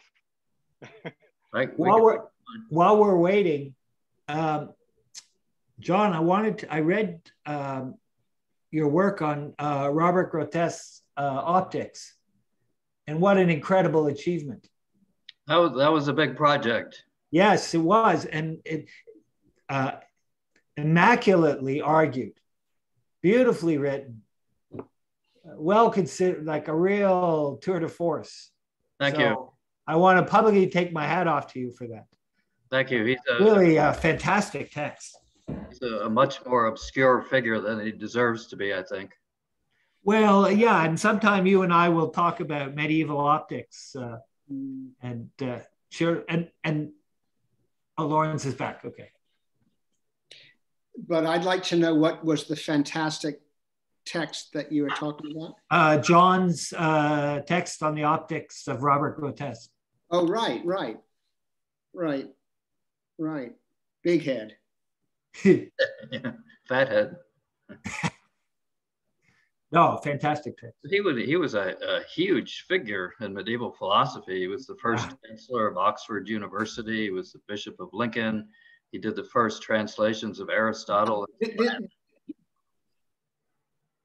Correct me if I'm wrong. Are you talking about a recent paper? Because I think you have a chapter in one of your books, John, on Robert Grotesque, which I've read. There's a number of books and chapters on Grotesque and papers online. Yeah. This one was called Optics and Perception, the one that I read. Right. Okay. Yeah, really exceptional work. In my mind, it's all in relationship to architecture, medieval architecture. And John, I'm also I have a very developed, it's part of my ornament project. I have a very developed interest in the hexameral literature of the Middle Ages. So I was very interested in your references to his Hexameron. Yeah. Which of course is, an example of an entire genre that descends from the Timaeus. So yeah. So Don says there's a storm coming, so he has to get started. All right, let's do it. One thing I'd suggest is, I don't know if you have your chat turned on. Anybody have their chat turned on besides John? It's one way of sharing information or questions or references. It can be recorded at the end of the meeting. That way you can provide things that are very particular to someone's presentation without necessarily going in on it to much detail. As you see, the lights are flickering, so I'm not sure how much time I'll actually have. So I'll see if I can share a screen. I just want to. You have a storm, a tornado. I don't know what it is. I'm in the meeting now, so I'm not checking the weather. Yeah, but whatever storm that is going to be here tomorrow. I know it's coming eastward. Yeah, hold on. I think I saw Tim there. Hi, Tim. Can you see what I'm seeing? Yeah. Okay, this is from John Huston's film of James Joyce's short story novella called The Dead. It's something I thought I would introduce into the idea of the tower, because I've argued in some places that the story offers us some unique opportunities to look at architectural situations where artists, in this case John Huston and the actors involved, know what to do in order to correct the situation as they move from one medium to another. Of course, the original medium of this is the story, The Dead, which you would all benefit from knowing. In short, it's a story about a dinner party that's held around Christmas time by a pair of elderly sisters, assisted by a niece, who invite their relatives and friends. And in Lacanian terms, the dinner party is the perfect occasion to have a blah, blah, blah of egos seated around an Irish dinner table, drinking and eating, in which there's a kind of hesitancy by one of the lead characters. Let's see, I can't think of his name just now. Anyway, he comes with his wife, Gabriel. Gabriel comes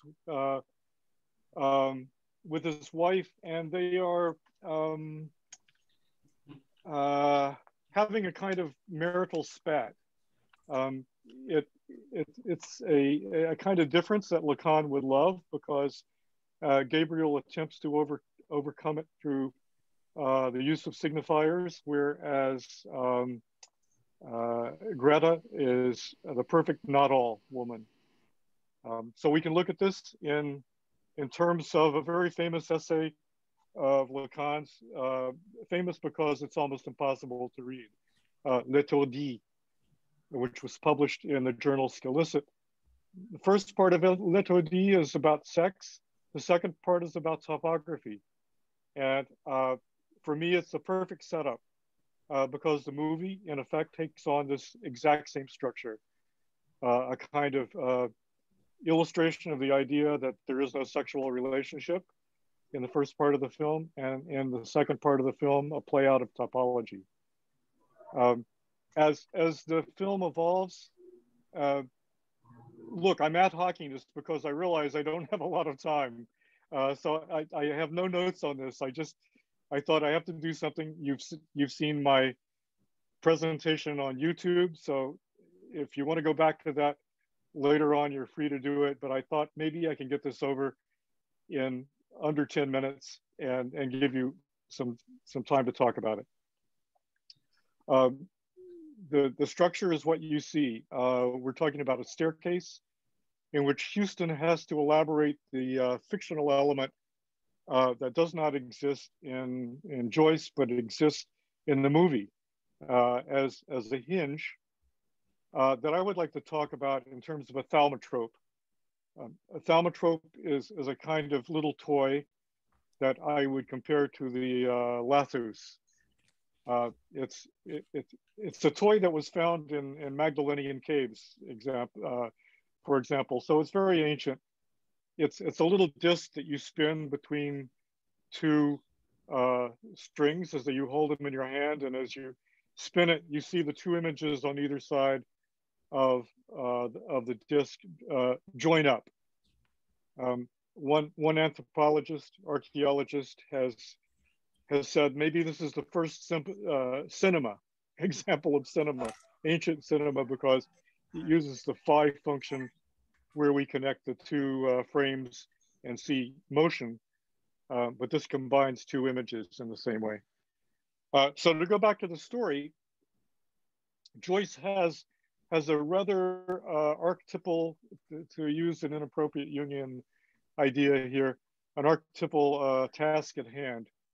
The task is to suggest what in the Wallace Stevens poem that we didn't talk about, which is the 13 Ways of Looking at the Blackbird, one line of which is, among 20 snowy mountains, the only thing that wasn't moving was the eye of the blackbird. A kind of reversal of a figure-ground relationship here. In famous documents that take us back to Plato and Cicero and a number of ancient sources, Plato first introduces it with the myth of air, a guy who's been on a pile of corpses for 10 days or so miraculously comes back to life and says, by the way, I actually visited the realm of the dead, and I can tell you something about it. One of these after death, sudden death experiences. He said, when you die, you go to Elysium, and there's a kind of sorting out of souls, but everyone up there, believe me, looks pretty damn good. And their view of mortality is that we're sick. It's a very Freudian view of things, and also a very, I have to say, this is Getty's view.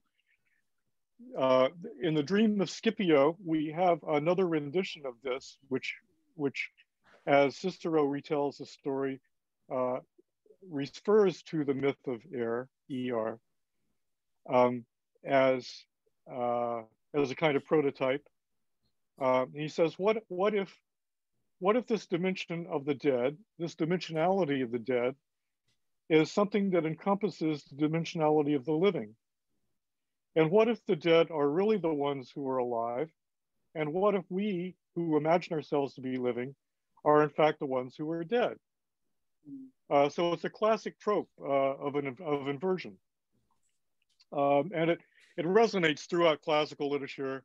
Not to put Angie at risk here, but it kind of suggests that there are themes in mythology that are durable because even at the time that the stories are told, the storytellers themselves are aware of the ambiguities and the tensions. So let me see if I can share another screen here. I don't know if you could hear the, I'm gonna go to another one. Try to remember what you saw.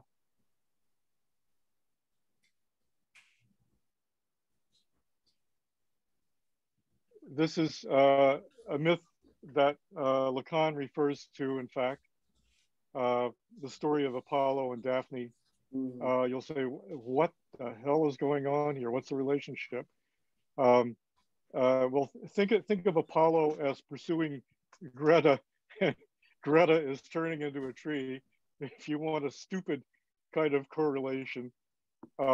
But Lacan uses it in a very pivotal way. He says, you know, you want a definition of architecture? Here it is.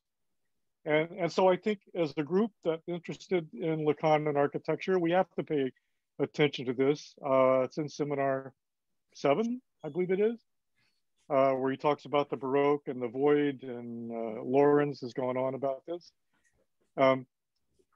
The story, Lacan actually leaves out the fourth story of this myth, is that Apollo has made fun of Eros, saying that he has bad archery skills. You know, every time he wants to shoot someone to make them fall into love, he strikes the wrong person, and is all fucked up as an archer. And Eros, you know, taking offense, decides to get even, and so he makes an arrow with 2 points to it. He uses the arrow to inflict Apollo with love, and to inflict Daphne with hatred. and then he says, okay, Apollo is going to run after Daphne, and the weird thing is Daphne is going to run away from Apollo for the very same reasons that create a uniform surface, uniform in that to the pursuer and the pursued, there are no barriers. And so Daphne has nowhere to go, but it's going to be a finite surface. And so it's going to be continent in one sense that it's limited. It's going to be incontinent in the sense that there are no apparent barriers. So Lacan in one fell swoop describes projective geometry and its relation to psychoanalysis. And not a lot of commentators, even those interested in architecture, have really focused on this. But for us who wish to talk about Lacan and architecture, this is a kind of microcosm of the issues at hand, where we have to talk about self-intersection, the way the Mobius band and the Klein bottle and the cross cap intersect themselves, and the way in which they intersect themselves to produce non-orientation. That is, there seems at some point to be a boundary or cut, and at other times the cut disappears entirely. To take this back to the panopticon, it's exactly this oscillation between the cut and the non-cut that produces the ambiguity of the tower that makes it an effective virtuality of disciplinary space. Of course, this is something that Foucault would never be able to get in his wildest imagination. But it's something that Joan Kopchak in her essay, The Strut of Vision, understands perfectly. So in one sense, I'm referencing Joan Kopchak in her Read My Desire and Strut of Vision to say that we can focus on a couple of things, L'Étourdi in Lacan, plus Seminar 7, this particular reference to Apollo and Daphne. But to go back to Huston's movie, Huston realizes that the film will not work. Why? He can translate the movie into the story into a film just fine. But if he gets this one scene wrong, the movie will not work. The idea will not work. And what is the idea?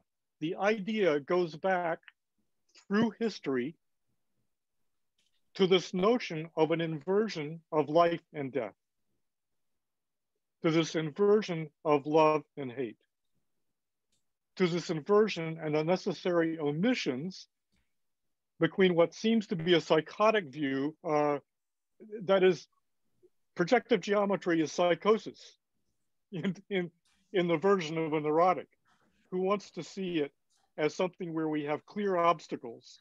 I want to do something, there's an obstacle, I can't do it. My mother asked me not to do it. The big other asked me not to do it, wants me to go to college, I can't do it. So the neurotics world is filled with objects, the psychotics is not. So in order to understand the primary mission of the analyst, which is to tell if the person walking in to your office is a psychotic or neurotic, this is absolutely essential. The interesting thing is that although John Huston is not an analyst, he also finds that it's absolutely essential. So he decides to put a staircase with a landing on it. And he decides to put the woman on the staircase. At the moment the woman is on the staircase, the tenor, who has been at dinner all night long and been asked to sing and says he has a bad cold and can't do it, decides before he leaves to give in to the two aged aunts and sing a song. And what song does he sing? He sings The Lass of Ogram, the Girl of Ogram. And Greta realizes that this is the very song that her lover from childhood has sung while standing outside her window in the rain to get her to stay during the summer and not go back home. As a result of this act of love, Michael Fury has caught his death of cold, literally, and dies. And so before Greta can come back to where she was planning on spending the summer, she finds Michael Fury has died. She can't visit him, she has to visit his grave. To understand the profundity of this moment, you have to identify with Greta's ambiguity here. And John Huston realizes that for the audience to be able to understand this ambiguity is an ancient task, one that could be introduced intellectually, but consummated emotionally. It's a task of every artist to do this. It's a task of every artist to present the features of a work of art to us as neurotics, but then demand that we respond as psychotics. First, we see the barriers, and in the second role, we see that the barriers have vanished. So John Huston, doing the duty of every good artist, presents this landing on which Greta stands, and we hear the song and realize it's simultaneously a song she has heard now and before, and that these two instances have merged. Everything after this moment in the story becomes a reverie on the reversal of the dead and the living, which Joyce in his story has the genius to allow us time to decompress in a classic device that every good artist, every good writer knows about. It's the device of decompression, the denouement, in which you have to figure out what just happened to you, that it's too late to go back to it, it's already happened. And in the film, Huston films this in a great way because Greta and Gabriel get in a carriage after carrying on an inane conversation with the housemaid, the chambermaid, where Gabriel bungles his own explanation of what's happened. They get in the carriage, and the horse goes around the monument 3 and 4 times. And Joyce, being a good Irishman, tells a story about why the horse does this. It's a perfect Irish horse story. If you know an Irish person, they all know a horse joke. And this is a perfect Irish horse joke. And of course, this is the point where Gabriel realizes he's been taken for a fool, that the whole event is pivoted around the feminine being on the staircase. So I present this to you just as a case in point. We don't have to go much further to realize that John Huston, James Joyce, Cicero, Plato, Jacques Lacan, Apollo and Daphne have all got the same idea. We have a correlation that, for theory's sake, seals a deal around this necessity to join projective geometry with Euclidean geometry. In one, we see nothing but barriers and obstacles. In the other, we see nothing but a perfectly contained surface in which the barrier has disappeared, but nonetheless, we must transform. End of story. Thank you. It seems like the theme of the session today is that we're all chasing after things that we can't grasp. That's one thing to say about it. Can I ask a question? Can I just, a quick question before we sort of get into things? Well, first a comment. I loved that. I was swooning in my chair. I loved that, Don. No.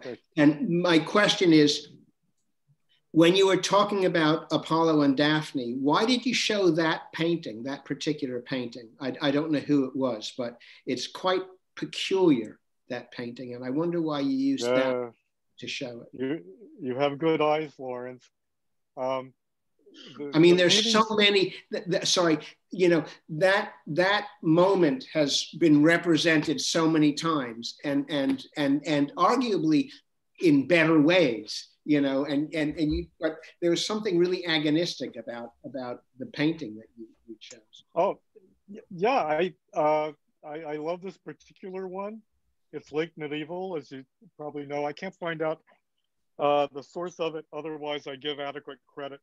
I like the way in which this moment that has to be action, because Apollo is shown at the point of grasping, trying to grasp something that has already been frozen and taken away from him. And it's I don't know if you know the image of Orpheus and Eurydice by Rodin. It's even more anguishing. The only way we have of getting into this is to show the anguish, and allow the anguish to really take time to sink in. If we can't deal with the anguish, here we have it. This is hard to look at. It really plays out the space between the anguish and the object of anguish. There's the Eurydice is touching but not touching Orpheus. And Orpheus is already bemoaning the fact that he's turned around and destroyed the very thing he came to save. So you know, you don't need much more about the Lacanian lack than this one gorgeous sculpture. I don't know if you've ever seen it in a museum. It's been exhibited a number of places. I've seen it 3 times miraculously. But the suspension of the moment, I don't know, I think I'm a hopeless romantic in that I continually go to these moments of anguish and act, but look at the painting. The same thing is true of those paintings of decapitation, like the biblical one where I'm trying to think, what's her name, who decapitates the general. Oh man, what a famous painting. Judith and Holofernes, maybe? Judith and Holofernes. Yeah, there's some that actually, they suspend the moment in which the head is being cut. And obviously, this is a kind of cinematic moment. You know, the painter has addressed the temporality, the impossible temporality of the moment. And yet, he's tried to square off the painting, tried to get everything balanced, tried to make the sides of the painting, the quadration of the painting, correspond to the quadration of the story. So everything is shown in a kind of suspension where the sides of the frame have magically suspended this moment in a spatial way. And what's better about it is that it's in an effectiveness, what Zizek calls the virtuality of effectiveness. That is, it's not a representation, and I don't want to say it's a representation of a representation. John loves to go on about this term, Vorstellung, Repräsentanz. I agree with him. It's not representation of representation. It's a representation of representing in itself. That is, it's like Las Meninas, where you yourself get caught in the trap of seeing yourself, without the mise en beam. But it's still a trap. And since it's a trap, it's a latus with a built-in lithosphere. I can't help thinking of Brunelleschi's demonstration as you were describing that trap as another trap. Except I think if you've ever tried to duplicate that experiment, you realize it doesn't work. Those mirrors. Yes, yeah, I have. You have. It doesn't get it because he squared off one, but the other is spherical. He's tried to deny the sphericity of his setting. Maybe that's a debate for another day. You know, in my one and only single authored book, Brunelleschi, Lacan, Le Corbusier, I attempted to reenact the demonstration, and it doesn't work because the geometry doesn't work. I mean, I didn't need to really go there to figure that out. It just simply doesn't work. The sort of the way that it has to do with focal depth and stuff, you know. The sort of there's no position where you can put the painting and the mirror that when you sort of like drop the mirror and you see the baptistry that they align. And so if anything, the demonstration using the mirror would highlight the non-correspondence between the painting and the scene. I mean, it's good though, but it's famous. I mean, art historians, the one thing they seem to be able to agree on is that no one is quite sure what Brunelleschi thought he was demonstrating. Mm. I mean, that seems to be the one point of consensus. But when, I mean, like what is it a demonstration of? We don't know. It's not clear that Brunelleschi knew. It's a demonstration of something, but not what we. A demonstration in search of an object. It's like waiting for Godot. Don, for me, it's like Lawrence. I really, you know, as always, I really admire both the economy and the suggestiveness of your serial interventions. And for me, it's kind of fascinating to over time to get an I mean, I suspect this applies for all of us to each other, but I feel it in an acute way with you, Don. A kind of an emerging sense of, okay, well, what's this guy on about? What makes him tick? What are the dedications and preoccupations in play here?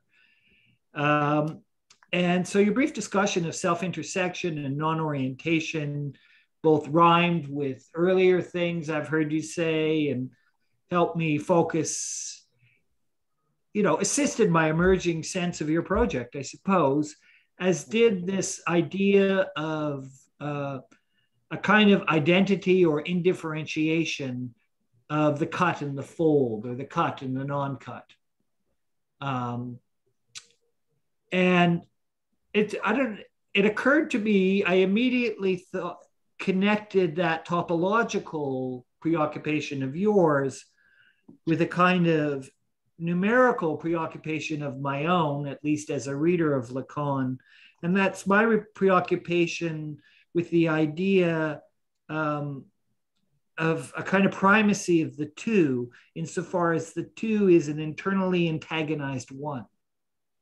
And it seems to me there's a relationship between this cut, non-cut bias that you operate along, and this Lacanian idea of the two as, I mean, it's what Zizek picks up on, I think, in his Hegelianization of Lacan, if we could call it that, this idea of the two as an internally antagonized one.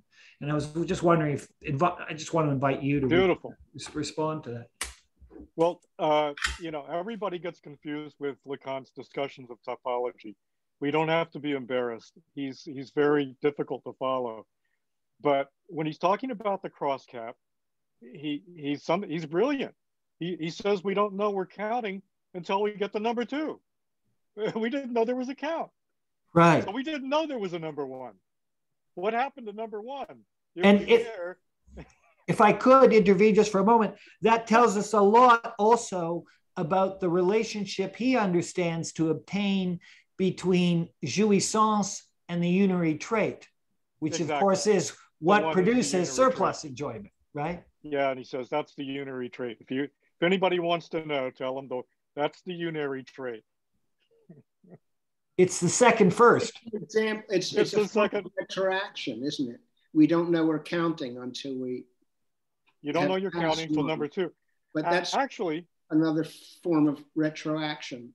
Yes, I think it's related to the kind of temporal model of the future interior in French. Yes, right? exactly. That's what I mean. You could say that the counter moves on to number 3 in an act of betraying number 1. That's what Gabriel does. Huh. Gabriel does not realize what's happened to him until he decides to move on to number 3. He goes to the hotel and he hopes he has a nice revitalized marriage experience with Greta. And then he says, oh, I just didn't get it. I missed it. I'm already at number 3. How stupid could I possibly be? And so Lacan tells poor Larry King, he got to 7 before he ever knew what was happening. Exactly. Yeah, every good artist, John Huston is a genius. He did Stagecoach. If you ever want to see an act of genius that relates to the hoi polloi. But Lacan tells a stupid, funny story about Piaget, as you know. He says Piaget's trying to show how children learn. So he takes a kid to a water tap and he turns the water tap on and off. And he explains to a kid why the water tap can work this way. And the kid, of course, is thinking, this guy is really stupid. And so he says, okay, I want to see if you learned what I told you. And so he has the kid tell the same explanation to a third kid. And then he listens to him. And Piaget says, he didn't tell him anything like I told him. And of course, the kid's telling him the story like, there's this crazy guy. He may be a pedophile. He's trying to tell me about a tap. Of course, it's really all about when water flows, you got to go to the bathroom. Like he leaves all of this out. He's forgotten it or he's crazy, and Piaget's saying, come on, what's happened to the kid? He just didn't get it. And Lacan says, no, Piaget really didn't get it. So Piaget is Gabriel in this story.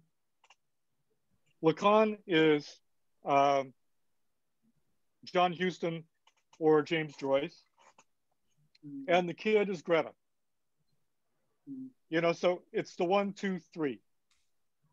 And the reason I'm here and the reason I ad hoc this story, believe me, I didn't make any preparations to tell you about John Huston, James Joyce, or any of this shit.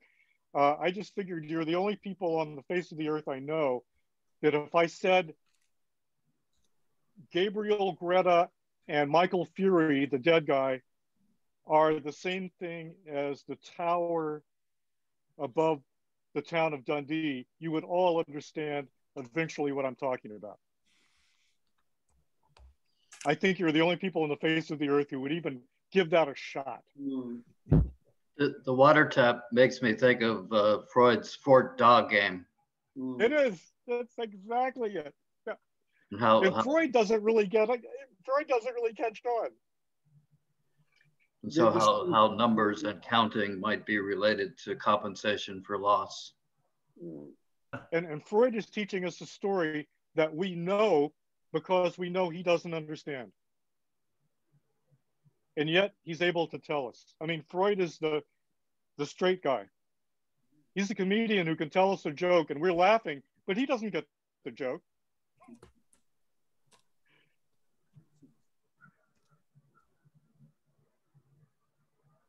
That's believe me, this stuff is constantly engaging because, like Andrew says, the stuff about accounting is not entirely something we can wrap our heads around. I wanted. Go ahead. Yep. I was just wondering. Like Lawrence, I really appreciated the reading of Daphne and Apollo.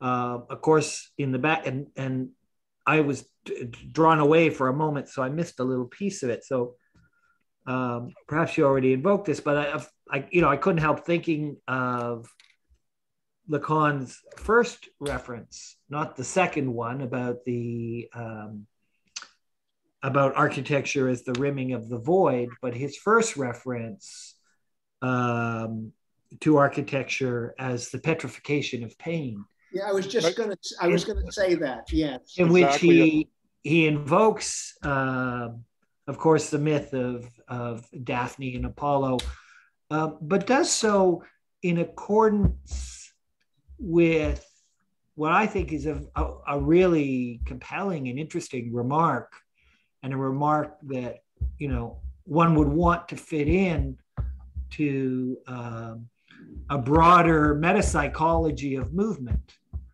in psychoanalysis that would include Freud, but also Landauer and others. But that's Lacan's remark that pain is correlated to the inescapability of egress or escape. Right. Pain, when I can't move, that's where pain starts, right? Yep. So this impossibility of egress that, of course, is literalized in the petrification of Daphne. That for me is a very, very interesting discussion. So I wanted to raise that. Well, we started talking about Medusa. Medusa freezes people. Right. Also, Sodom and Gomorrah, right? The pillar of salt thing, like it's a trope. There's a word I didn't want to spring it on you. It's called idempotency. Idempotency. Right. Idempotency. It's the function. Using the example of the dream, in sleeping, the dreamer has to be frozen. It's totally paralyzed. Your muscles are unable to move. In order to do this, you have to be able to dream that you are moving. So there's a figure ground reversal. You think you're moving and the figure as a figure and the ground is fixed. But in fact, you are fixed and the ground is moving. So idempotency, in order to keep you sleeping, idempotency creates this barrier, and it's the same barrier that we create between cities, which must be protected, whose interior must be protected from spiritual attacks. And Andy, you said something in your presentation that I listened to about the conjunction of, shoot, did I forget it, about conjunction? The conjunction of these two things, anyway, it leads to people constructing cities with two walls. The space in between is called the pomerium. And it has to be renewed on an annual basis or semi-annual. It's a festival space, a ritual space, but it shows how there's an apotrope that needs to be maintained in order to keep this idempotency function in working order. And ancient cultures, people who are in a kind of switching station. A switching station. Precisely. Where the Gestalt switches. It's the same reason the panopticon works. The panopticon works only because it's a switching station. I think the guard's there when he's not, and when the guard's not there, I think he is. It constantly switches, so things stay the same. Right. It's electrical engineering.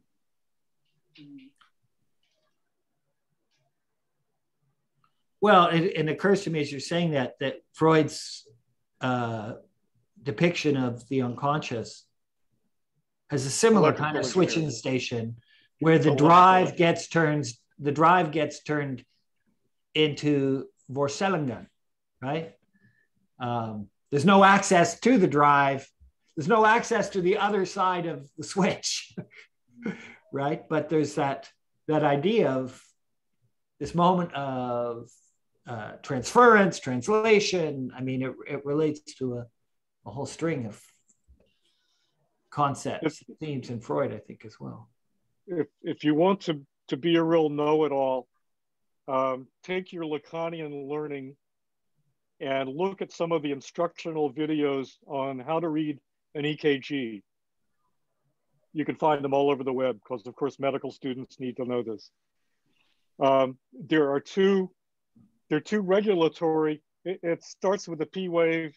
It goes to a QRS wave, function like that, and then it ends up with an S wave. And the P and the S wave basically reset And you say, my God, Freud was almost onto this, but he was talking about the brain, not the heart. How did he know that a circuit, no matter what it is, has to have this reset function? Right. The P and the S. And it depends on what you're resetting, of course, but the whole point is to pump blood through your system. Well, and Lacan in his second seminar, he talks about it in terms of doors, right? He says electric circuits, they're just so many doors, he says. An atrium. Your heart is a series of doors. So you could go crazy about this. I don't suggest, I mean, people think Lacanians are crazy to begin with, so I don't suggest that you do this in public. But for your own interest, it's good to see that there is a physiological and neurological correlation between circuits and circuitries. The wall around a city is a circuit. Just saying.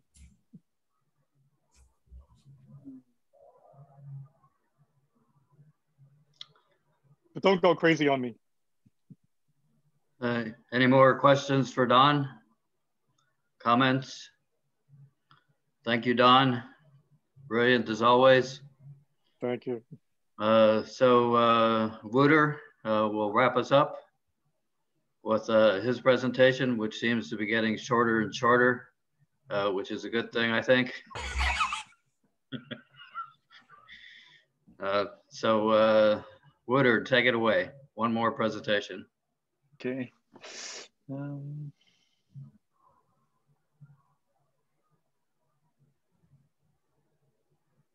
Yeah, it's excellent. Yeah. Managed to watch about half of it so far. Is everything good? I'm all good.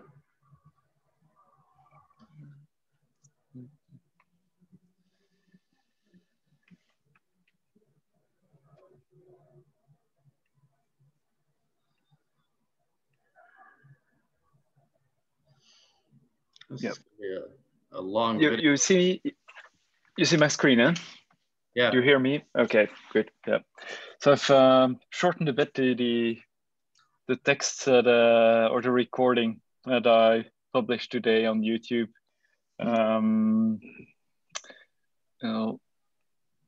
Yeah. Okay. So it's a paper that is developed based on some research that a PhD student of mine is doing at the moment, Victor Schwansel, here at the Faculty of Architecture here in Brussels at ULB. It deals with, as I've talked about before, and the last presentation deals with 3 figures of absence in the work of an architectural practice, the Veldreving Tailleux. 3 figures that I've called cuttings, mirrors, and doubles now. And in the context of the symposium, I think we can speak of these figures as architectural figures of the unconscious, as something that is lacking, sort of loss. And we'll discuss them also in terms of intersections between a viewing point and a vanishing point. There's architecture that presents itself, shows itself, but at the same time, that architecture seems to be elsewhere, it vanishes. And some way the photographs display these gaps. Yeah, I think we can, in the discussion afterwards, I guess, talk about Vorstellungsrepräsentanz. I think that's what is happening here. All right. Yeah, I want to contextualize the work that we find in the work of this office, Architectural Veldreving Tailleux, within sort of culture, architectural culture that has established itself here in Belgium, but also elsewhere. And a bit within that, I want to highlight the engagement of, for example, this office with artistic strategies that have been developed since the 1960s, artists that have then adopted architectural strategies to rethink the language of and scale of art. But also architects have taken on or took on strategies from the visual arts. And that's what we see here in the years after 2000, happening also in their work, returning to some of these architectural practices that questions the institutionalization of art, what was expected of art, what an artist is, these sort of questions of the autonomy and disciplinarity of art that have now returned into architecture. One of the reasons I think for this is quite obvious. It's the fact that since the architectural biennials in Venice and increasing markets for architectural media to be exhibited in museums and other cultural institutions, more and more architecture success is measured by means of its exhibition value. And this context has been quite rapidly developed here in Belgium and over the last 20 years. We have a number of cultural institutions devoted to architecture that have been founded, such as the Flemish Architectural Institute. The Walloon one has one, Brussels has one, but also we have Bouwmeesters now for the major cities who also play an important role in organizing competitions, exhibitions, lectures, publication of monographies, of books, book series, especially targeting young architecture firms. So these young architecture firms have grown up and matured in a conception of architecture that needs to be exhibited if it wants to be successful.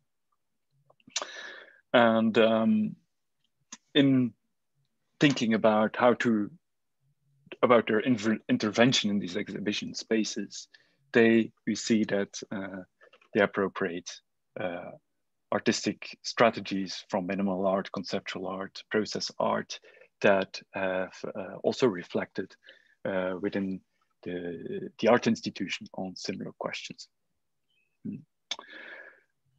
So that as a sort of contextualization of their work. De Weeldervink say that, or state often, and that is the title they often give to their papers when they are invited to talk about their work, that architecture is not a matter of architecture. Rather, it is about this, about that, and then this, and so on. Saying that in architecture, one layer is added to the previous, one operation to another. And as the architectural project is drawn on the building side, as it is constructed, the architecture already is inviting itself to be overridden by time, to become exhibition and then drawing, then a project again. But architecture is fundamentally unfinished in the work. But also as we try to grasp what it actually is, what it is about, it seems to be elsewhere. The photographs of Philippe Dujardin, who is their photographer of the house and first observer of their work, captures well these absences in the plane of a photographic image. It appears often as sort of effect of glissement or a glitch between different layers in their work, as moments when there is sort of reversal in the mirror, where they often play with the traces of time. We see here sort of punctum or glitches in the play of representation and reproduction that also condition in a certain sense architectural culture. We'll now go through these three acts or three ways of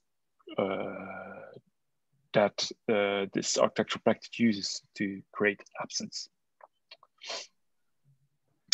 First one is mirrors. So, and then this work here, this renovation of a shop for female underwear in Antwerp is the most important demonstration of working with mirrors. So they have these frames of aluminium profiles that act as apparatuses or sort of dispositif that are positioned in the middle of the space to divide space, but mirrors can be attached to it. They also function as clothes hanger or just as spatial divisions.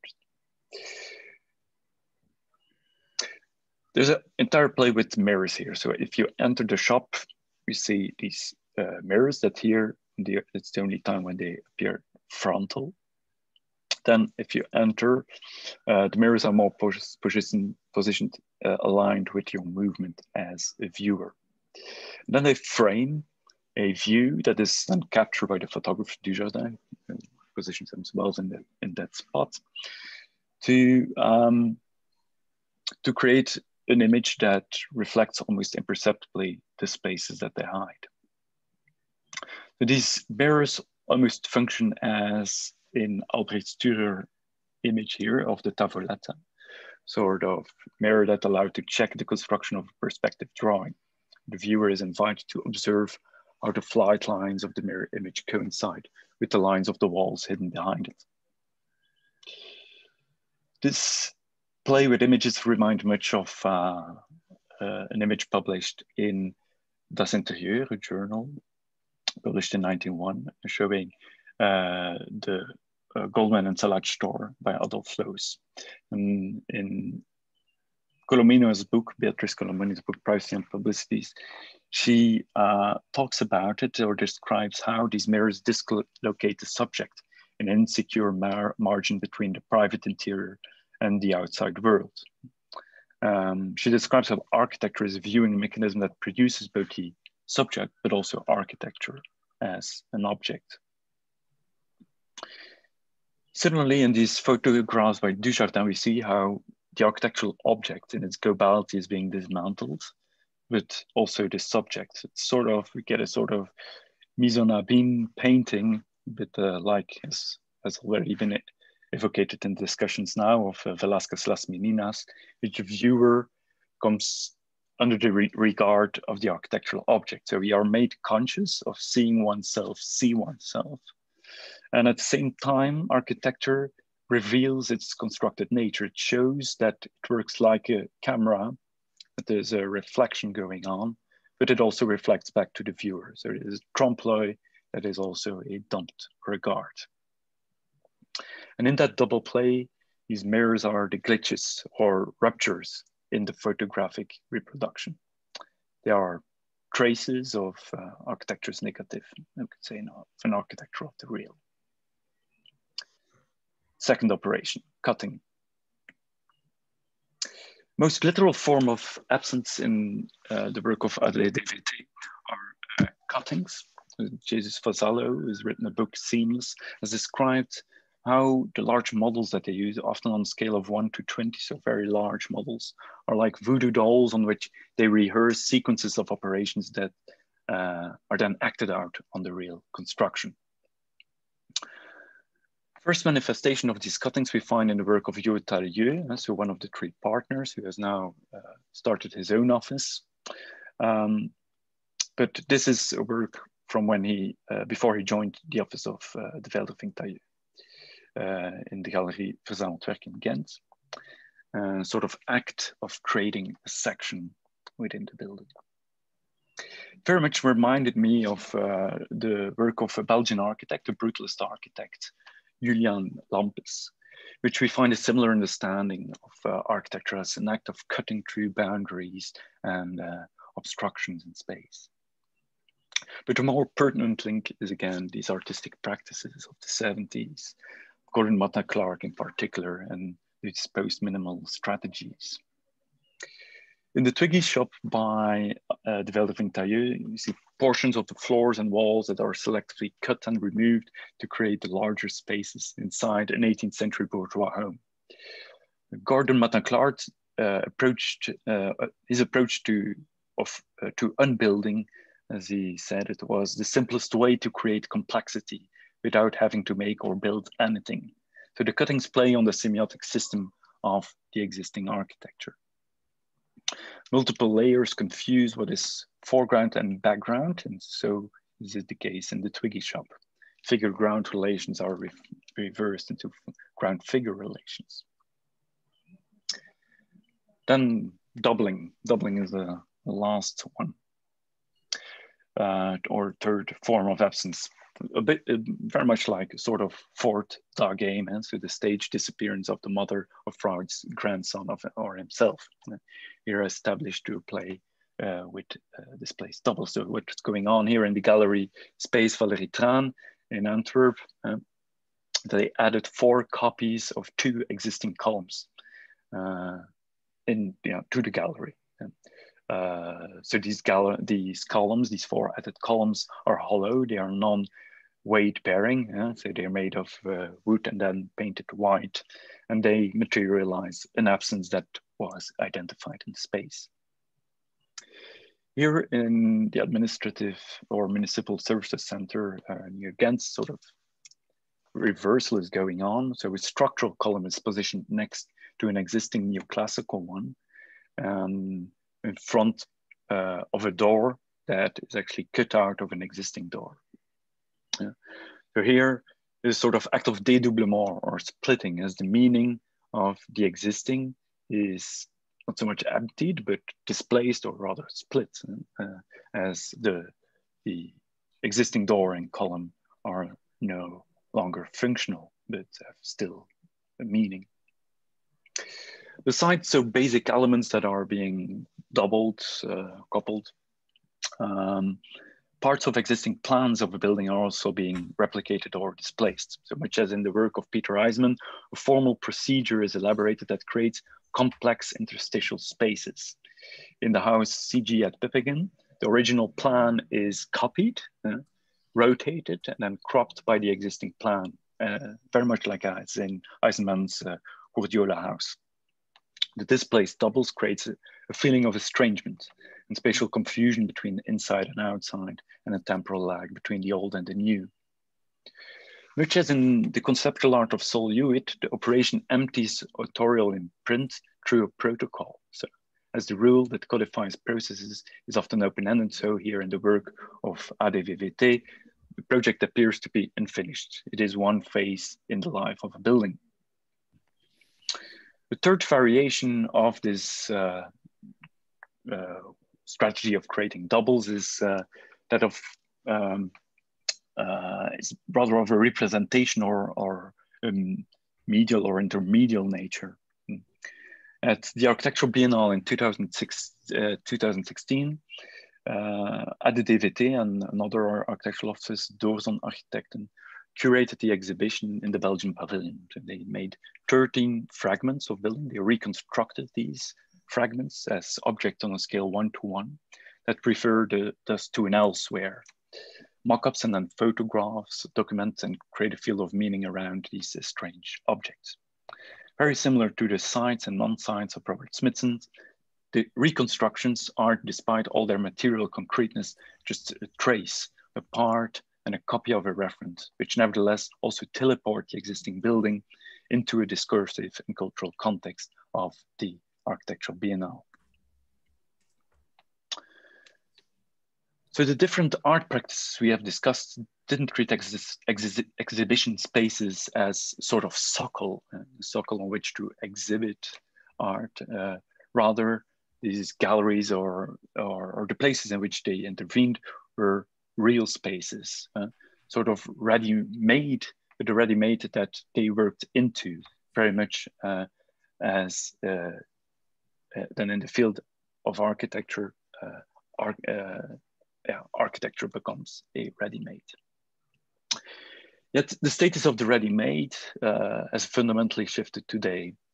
To treat an exhibition space as a ready-made, as Developing Taille did for their exhibition Carousel at the ETH in Zurich, where they took the structure that covered the ceiling, they reused it as sort of display to put books on and pictures and so on.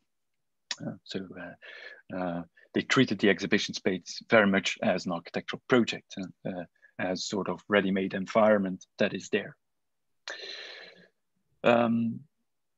Yet, so the ready-made today does not longer have the same statute as in the 21st century.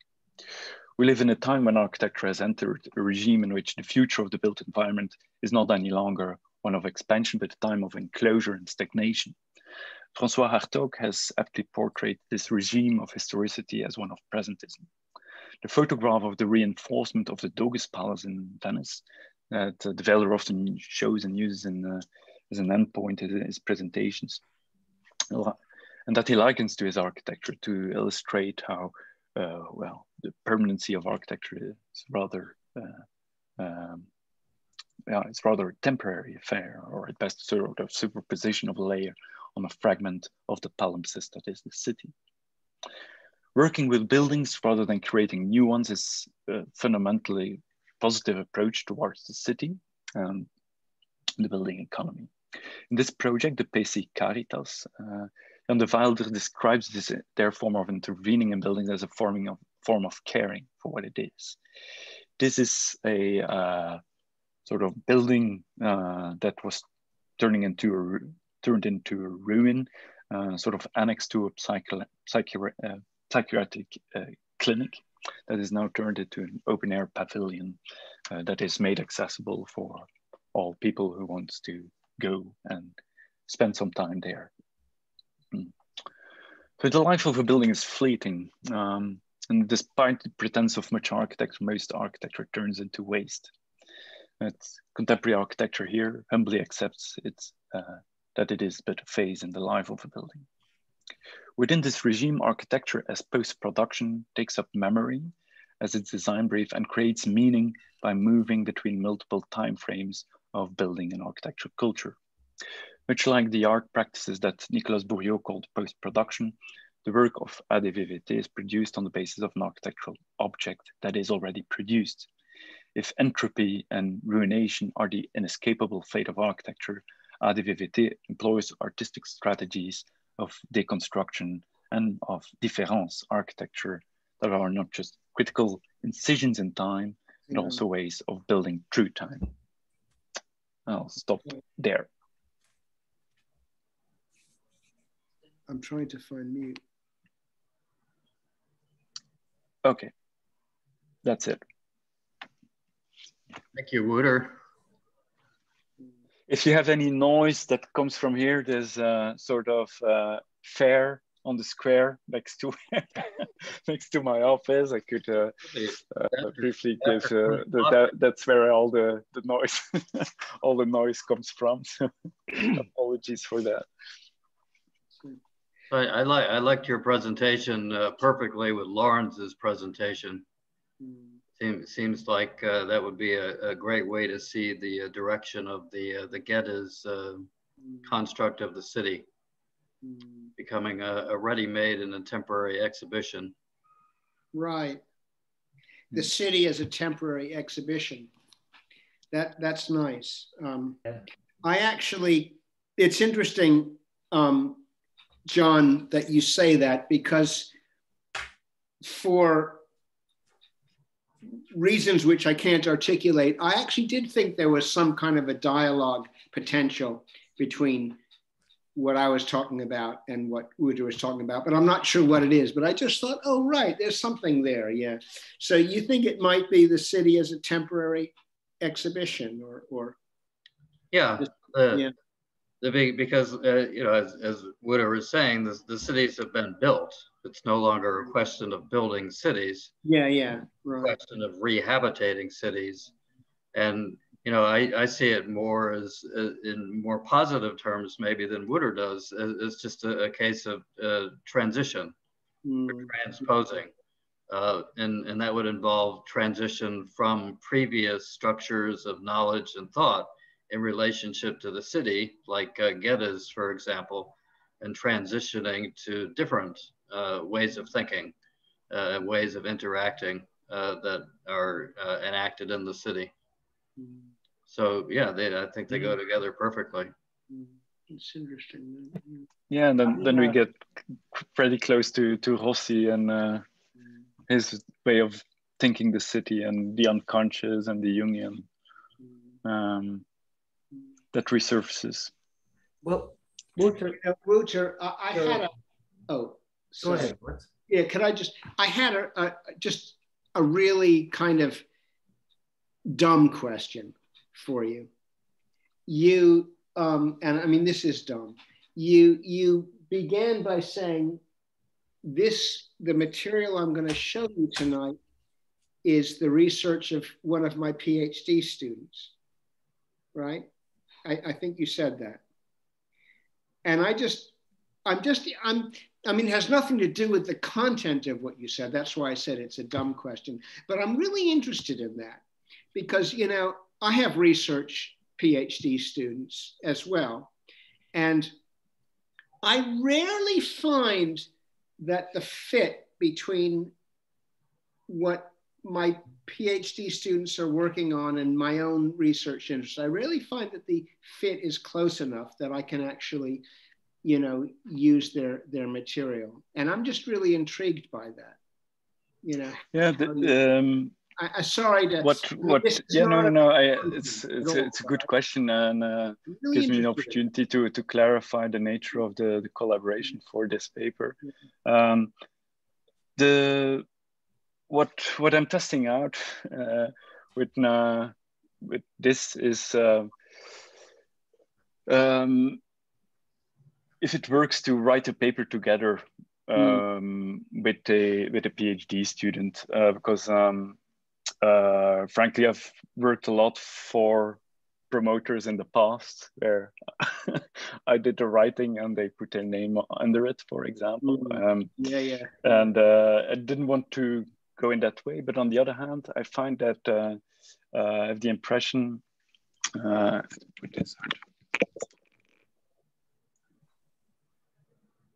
You hear me?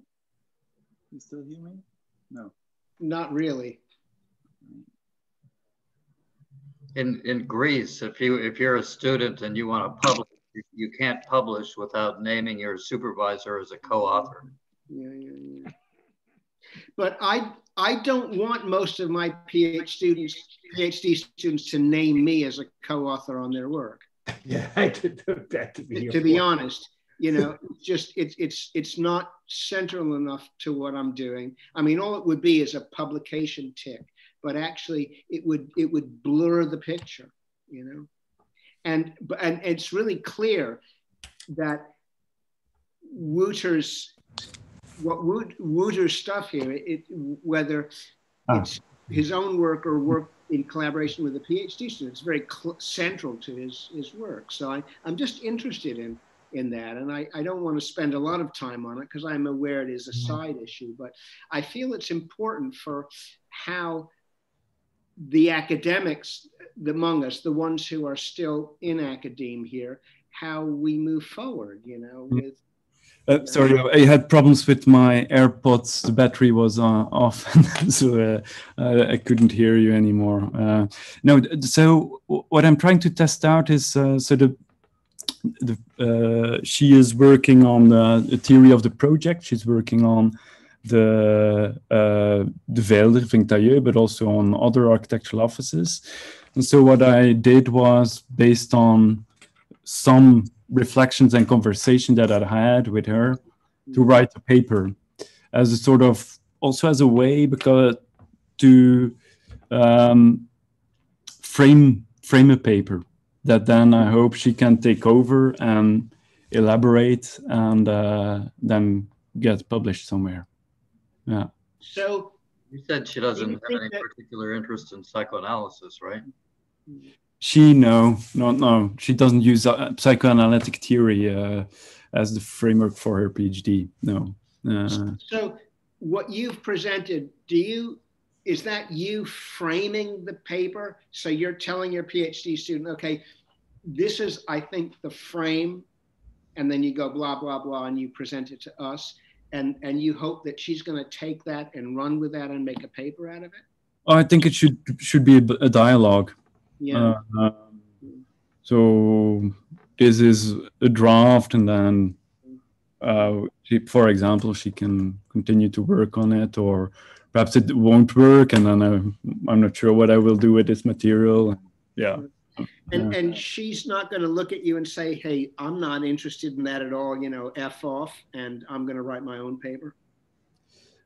That's possible. That's possible. Yeah, well, of course, there's no problem. But it's, of course, I discuss if they would like to publish something together, because often it helps them in developing, as they often, they find it more difficult to know at what point their papers will be accepted for this or that journal. I think with some experience, you have a better view on that, and you can guide them towards publication. Yeah. Okay. But yeah, but we can, of course, discuss this at more length. What the customs and formulas are for collaborations on publications between promoters and PhD students. I'd love to hear what your ideas about that are. Is she interested in feminist perspectives? Planning perspectives? Feminist perspectives. Feminist perspectives. She's not so much. No. Because I was thinking of that. I was thinking of when you were showing the lingerie shop. I was thinking, why is women's underwear erotic and men's underwear isn't erotic? I think that depends on who you ask. Well, and I think that's highly contingent. My partner taught You're talking to the wrong people. No, but seriously, I mean, it is partly about who you ask. I'm a guy, I find, but I don't think women find men's underwear erotic in the way that men find women's underwear erotic. And it is part of that whole interior about the cutting away is very much about that. There's a kind of eroticization of the architectural space. But my partner taught contour fashion for 15 years at De Montfort, and I've had so many conversations with her and her students about this whole designing of women's underwear. And one of the things I quickly appreciated was it is an industry entirely dominated by women. There were no men on the course. There are no men in the industry. All the buyers, all the designers, all the models, all the big trade shows and everything. It's astonishingly, so close to 100% female, this whole thing. Right. And I often said, I often brought up this whole thing of, you ladies are dressing for us men. And over and over, I was told, no, Tim, you don't understand. That's why we don't want you in the room. We need another architect who understands that we're dressing to feel comfortable in the sexual field, so that we can enter the sexual field and feel confident and comfortable in ourselves. We're not dressing for you. So I thought that very interesting, and but it does bring up, it brought up for me, in any case, a very different reading of that mirror and the perspective alignment thing, which is, because I think all the women know that what I was saying about you dressing for me, that is true. They're doing a sort of not all thing on me. But yeah, so that first step of the mirror is the alignment of the object of desire. And the other one, the don't regard, is the woman seeing herself. Yes, I know very well what I'm doing. I don't want to go into the case and all that, but I would like to mention, it's interesting, the fetishization of architecture in the context. Fetishization of the pillars and fragmentation of architecture in that way that this office does. It's really interesting. It's one thing somebody could think about in relation to this kind of a fragmentation of pieces. Fetishization, absolutely.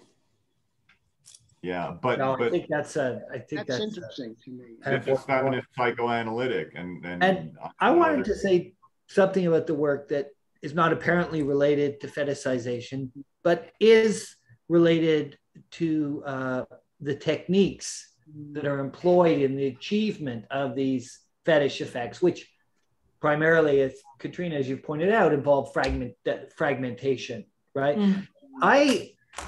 First of all, Wouter, I want to say that how very much I enjoyed this talk and your previous talk.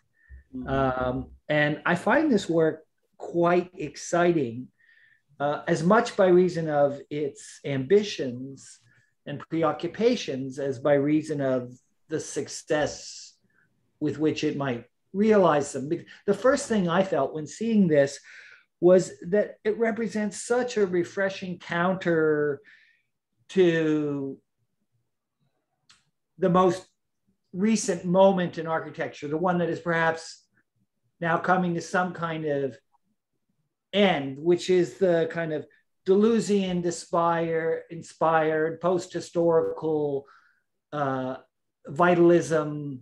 You referred to presentism, in which the fold is always favored over the cut, and continuous surfaces over discontinuities are celebrated as a kind of allegory of total connection, right? The whole parametric moment. This that jettisoned so much of what was going on in architecture up until the moment of digitalization. So, you know, to me, I mean, I'm intrigued by the devices of mirroring, cutting, and doubling, but also by the frame of reference you create. To my mind, refreshingly anachronistic frame of reference that includes Rossi and Eisenman and Mata Clark. Yeah, and that point, and while working through the material, I had Mark Quigley's book on Derrida's Hound next to me, and I was surprised how much, because Mark Quigley has now published very recently a book on Gordon Mata Clark, right. Which I bought, but it didn't arrive by mail on time to read it for this paper, unfortunately. But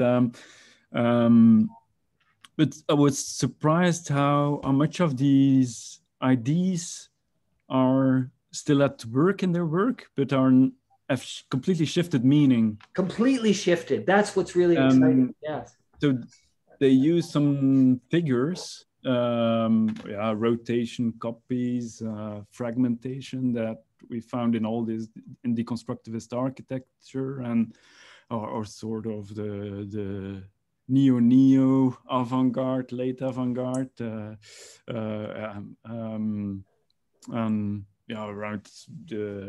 the Yaos, and then the artists discussed in the group in the Journal of October.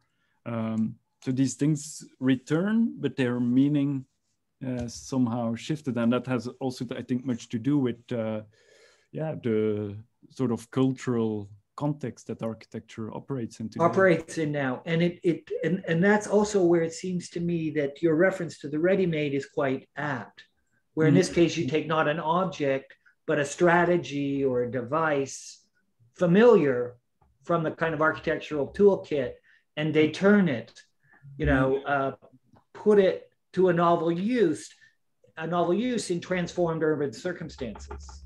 And I think what I've added today to the paper was, I think that cultural context that architecture operates in today has now very much changed. It's almost an art object, or it has to behave almost like an art object, or very differently than before.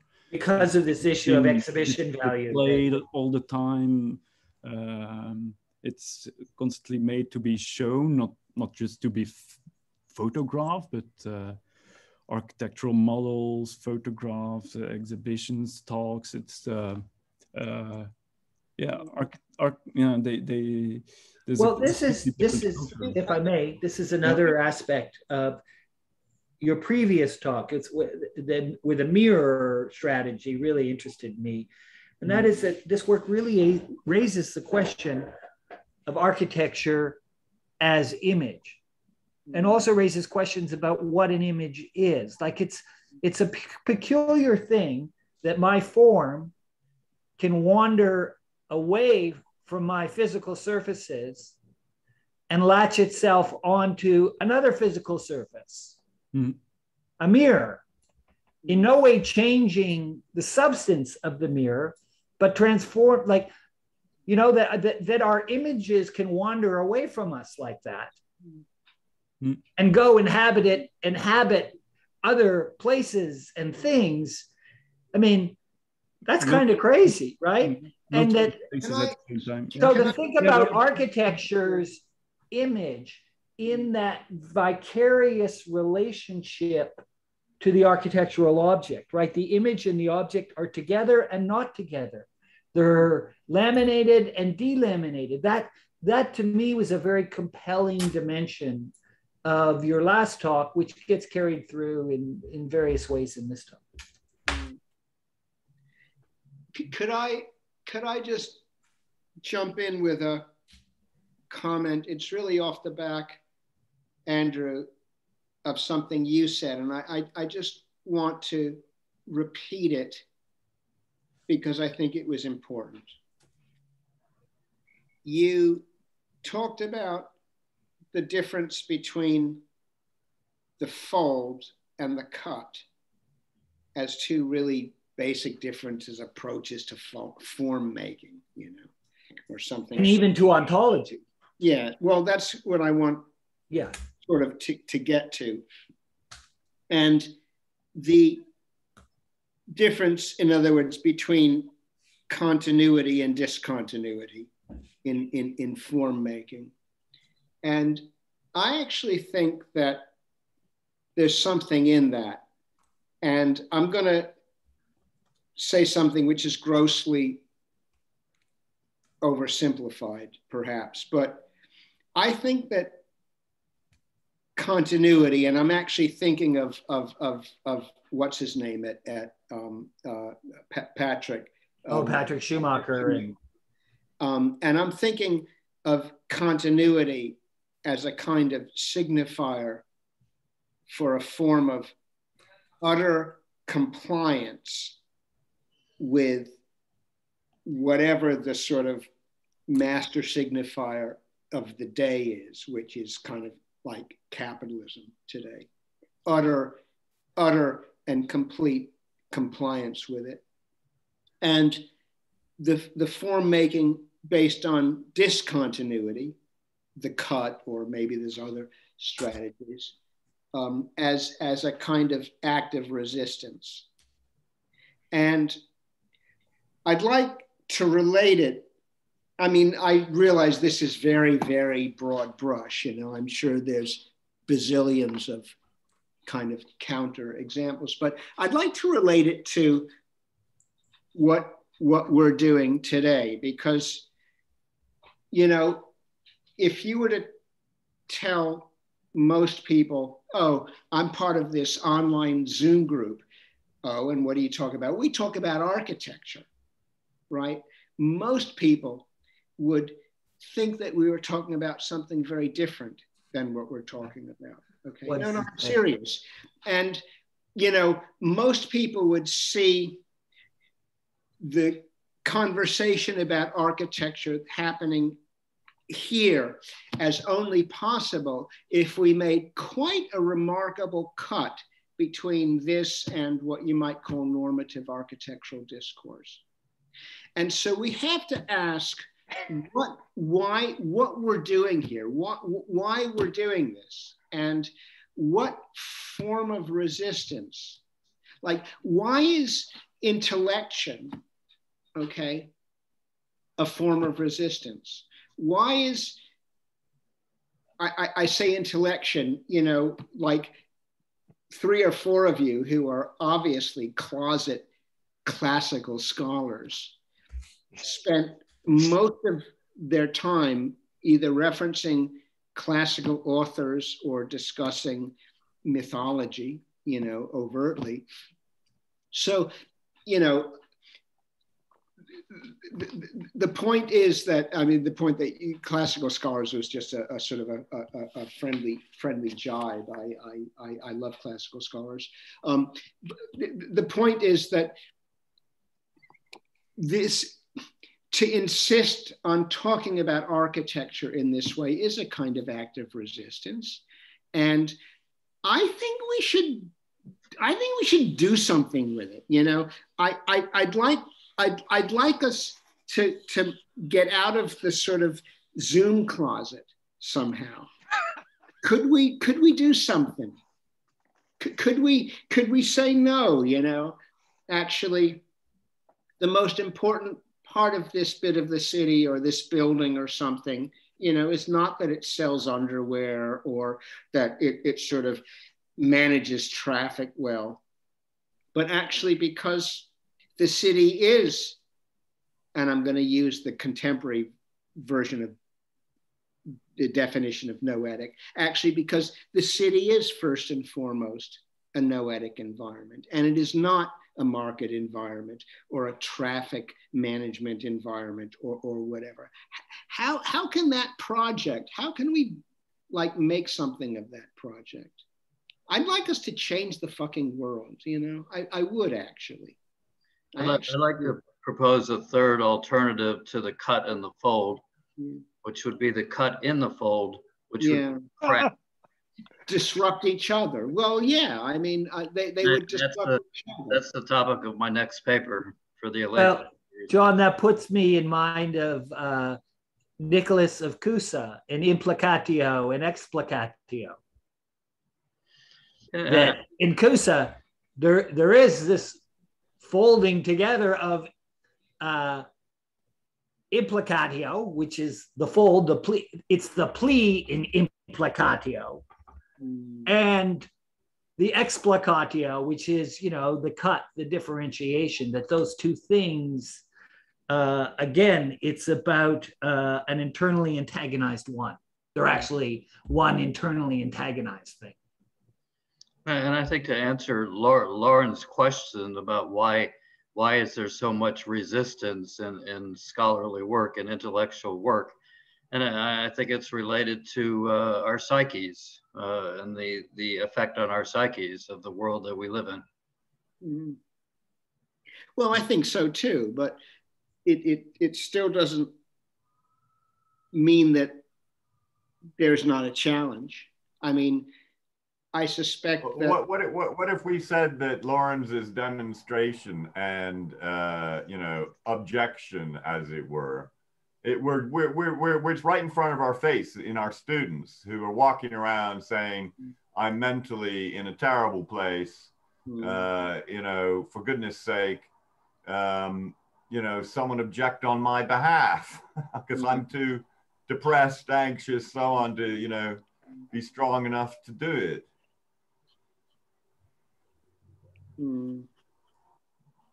Sorry I was late. I've been hanging my degree show, and it just reminded me that half of the students did mental health projects. It is so important to the students right now. And I think I've said this before. Again, I think we're missing our constituency in our students. Well,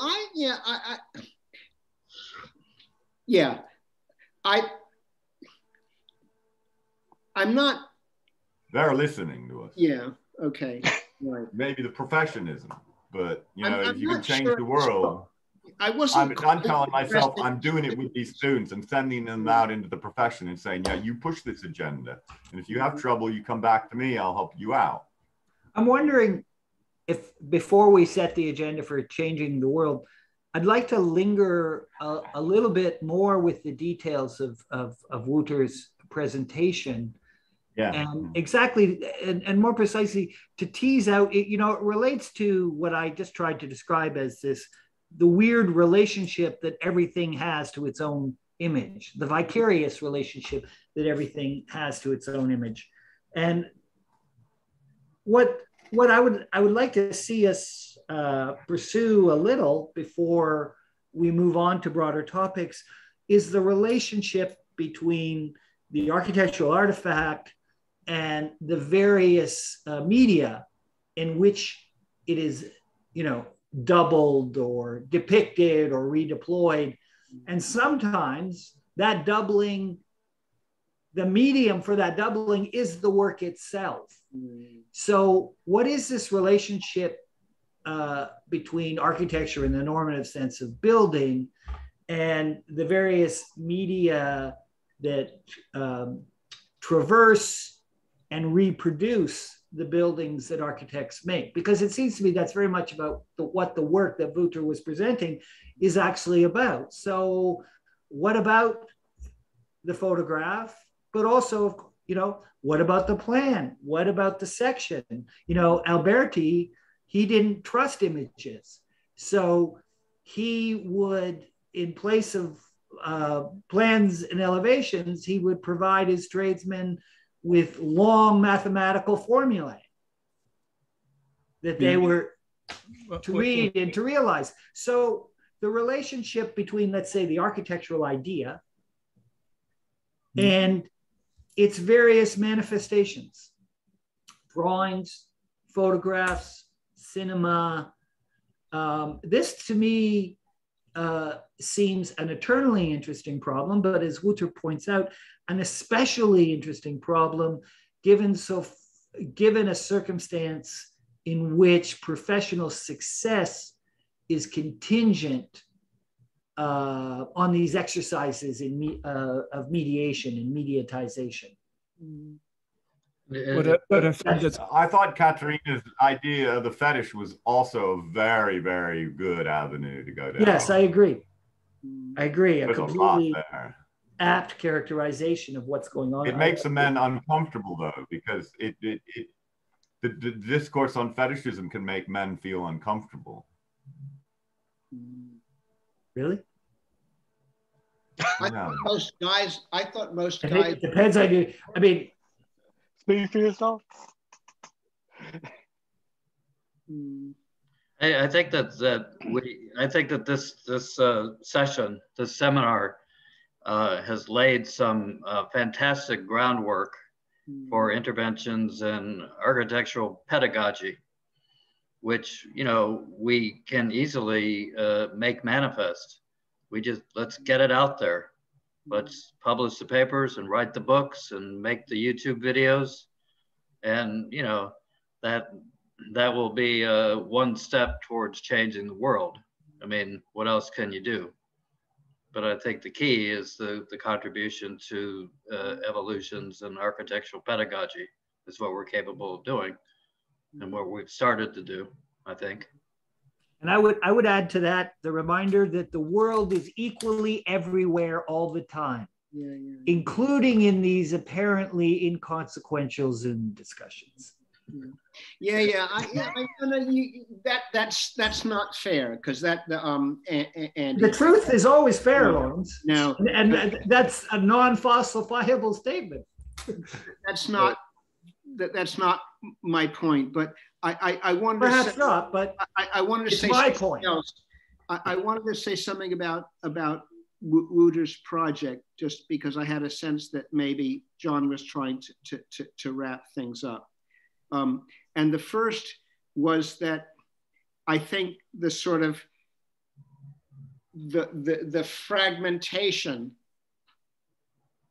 and the mirroring thing are actually, as formal strategies, very closely aligned. Okay, in other words, this sort of capacity of the work to remind us of its own image, and then to sort of, by having the work and its image together, it seems to me that the fragmenting and breaking up of the work, just as a sort of formal strategy, makes the space for that to happen. I mean, it's precisely when there's no difference between the image and the object, when they're absolutely like laminated to each other, that kind of absolute correspondence. That's precisely when we don't realize that there's an image and an object there at the same time, okay? That they're both there and they're both operating. And what the work, what the work of this practice is doing, it's kind of like, because they're fragmenting things, they're sort of delaminating object and image. And it doesn't matter even if you can tell which is which, but somehow you know that that's going on. So like getting cross-eyed, sort of starting to see double or something. So that's my first point. The second point I wanted to say, it's related, is I actually think that what your chaps are doing and what Gordon Matta Clark are doing are very, very different. And I'm not actually sure that you can sort of simply refer to Matta Clark without qualifying it. And it's because when your chaps do cutting, they cut in a way that aligns with the architecture. They're sort of cutting these kind of 19th century spaces that have all the sort of framed panels on the walls, blah, blah, blah. You know, so it's all part of that. It's very much like montage, okay? Where, you know, you make the cuts along the lines that are already part of the image. Matta Clark is making round cuts, or they're either circles or they're circles, most of them, that photograph as ovals because it's, you know, the angles and stuff. And they stand out in marked contrast, okay, to the orthogonal architecture. He's creating figures, right, that happen to be voids within that kind of orthogonal architecture, whereas your chaps are very much working with the orthogonals and precisely blurring the boundary between figure and ground. We don't know, when you show us those images, we actually don't know what is the figure and what is the ground, okay? It's a little bit like, you know, Piranesi's, you know, Tempo Marzio. It's like, it's all fucking classical objects. There is no ground. It's sort of, he's destroyed I react to these two, to these comments. The first one, I think, what I found interesting here is, so you talk about the superposition of the delamination, of how these strategies of cutting and mirroring are sort of that mise en abîme effect. Their work is what we've been calling intermedial, so that it exists within different media, in different spaces of media, and that these places refer to one another. But actually, what is I find even more intriguing here is that there's a reflection on the nature of the architectural project going on as a temporal thing. And so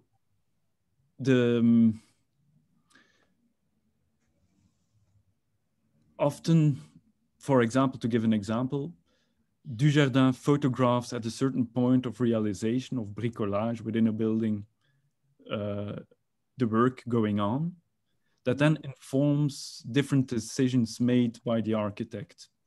So there are reversals going on in the linearity of the architectural project, where photographs that are usually taken after are actually before. And so these sort of loops and confusions temporal, that are of a temporal nature.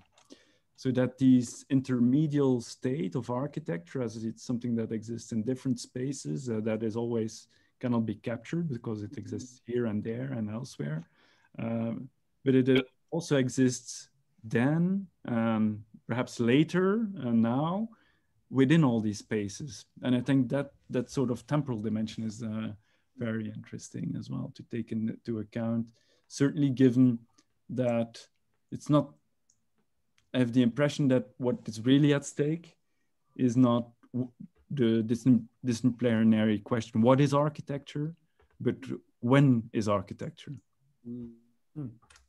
And the second point, on Gordon Matta Clark, I think there's a fundamental difference between art and architecture. Architecture is fundamentally positive. It needs to contribute to the work. It needs to, even when it critiques, needs to be lived in, needs to serve. Whereas art is fundamentally critical space that does not need to please or to function. And therefore, if they make cuts, they cannot do so as a Gordon Matta Clark. They cannot make a building that cannot be lived in. Otherwise, well, the commission, they would be fired. I mean, there's a sort of economic reality that architecture operates in. But then there are quite a number of parallels in the reflections that like Gordon Matta Clark, who plays with the existing building as a sort of semiotic system. These are things that return, that are clearly inspired, I think, by his work and his way of operating, although it is much more clean, of course. Yeah. But then, well, in between that trading, that between art and architecture, where are these shifts? What is then? How is this still relevant today? That was a bit writing this paper that I developed could work here as a sort of methodology in evaluating how that practice works. That would be a bit my response to you, or your comments. Yeah, I agree about all of the sort of conditions, the difference in the conditions for architecture and art. I still think there's quite a different formal strategy going on between your chaps and Matta Clark, irrespective of the fact that one is art trying to make statements and the other is architecture trying to accommodate, a client. I think actually the choice of how to make the cut is quite a big difference formally. And I wonder how you could. It's a forensic ambition. Theorize it. I think there's a forensic ambition in Matta Clark that isn't in the, like, Matta Clark is lifting the veil. This work is duplicating, proliferating the veils. Yeah. It's a different, there's not the same sort of investigatory dimension in this work. It's more aesthetic if I could use in its ambitions. And with being more aesthetic, more refined, it's more, But not without its own interest. No, of course. Right? Yeah. Refined is not for me, doesn't mean bad. No, it's not a term of derision, exactly. Not at all, but there is something more refined about it, and it partly has to do with that it's an architecture practice, not an art practice. And I mean, as we know, Gordon Matta Clark's, most of his buildings were slated for destruction. They were then torn down, and so there's all sorts of other things, but the fact remains that formally they're quite different too. And I just think that you could, I don't think it negates the comparison between them at all. I just think it's something you could investigate a little bit more. That's all. Right. And just folks, I'm going to, with great regret, this is how, I mean, all our conversations to date have been great, but this one I feel has been especially exciting and elevated for me.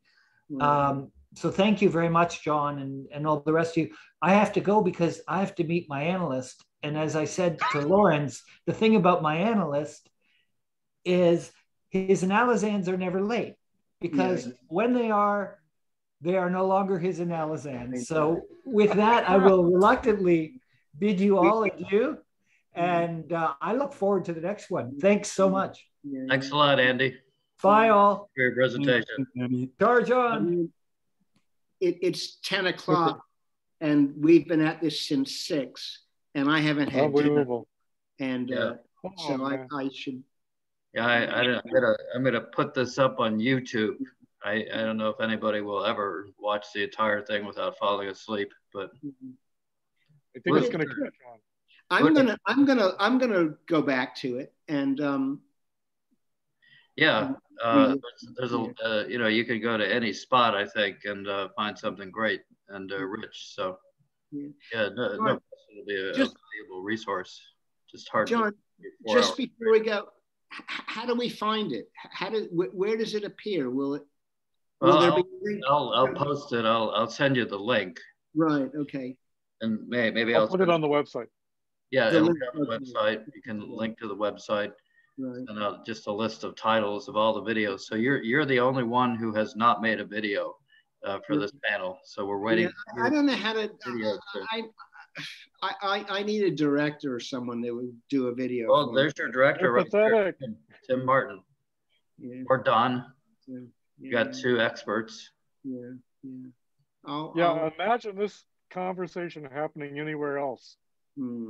I mean, yeah, it has its limitations, but you see, that's what I mean. I'm not trying to instrumentalize this. I just think that, you know, we could,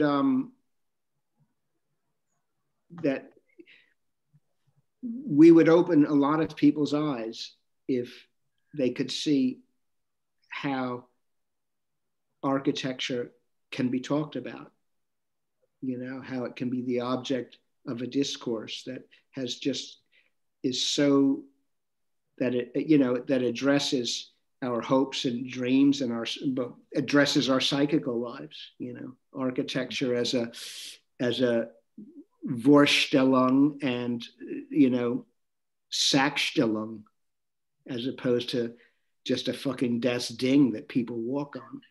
You know what I mean? You just got to keep talking. You know? Don't worry, Lawrence, you're going to be a rock star sooner or later. Well, I'm trying, you know. I thought I'd become I started this group because I thought it would make me famous. It's around the corner, man. If this makes Lawrence famous, then I'm all in. Yeah. So, John, thank you so much. Yeah. You're a great host. As Don said, John, thank you.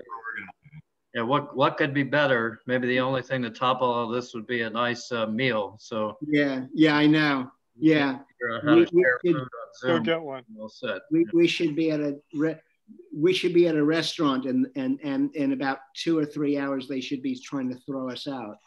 Yeah, Katrina, thank you for attending. Yeah, there's more sessions and to come. Katrina, great. More videos, so feel free to develop them also. More meetings. Yeah. So thank you. It was long ago I read Lacan, so I have to push myself. Yeah, no. It's good to see you again. We've not. Yeah, Lawrence and John, the two of you. Yeah. I had a dream one day to do this network. Right. When was it? And we had lovely meetings in Paris, and then I thought something else came to my life. Now I'm immersed into teaching. Right. But I think the points made here are important. It is questioning, distancing yourself from the profession in a way which should make us more aware what architecture and architects are doing. That's what I think every one of you and me, including, have to tell to students. Distance yourself a little bit from what you're doing. You have options. Lawrence, in that way, I'm with you about this ethical mission of yours. You're an idealist, Lawrence, I know. You are. But thank you for taking me into your conversations, and I will follow and think of something. Latest chapter was in a book our university have published. I was talking about negation and Bachelard's negative take on verticality of modern life. Excellent. Yeah, so okay, we continue making modern life appearing in a world, don't we, as educators. John, thank you very much for remembering me. Thank you. Thank you, everyone. Thank you. Yeah. Goodbye. John, for organizing this. Bye. Yeah. Twitter, Francesco, Don. Ciao, ciao, Don. Ciao, Francesco. Tim. See you, Tim.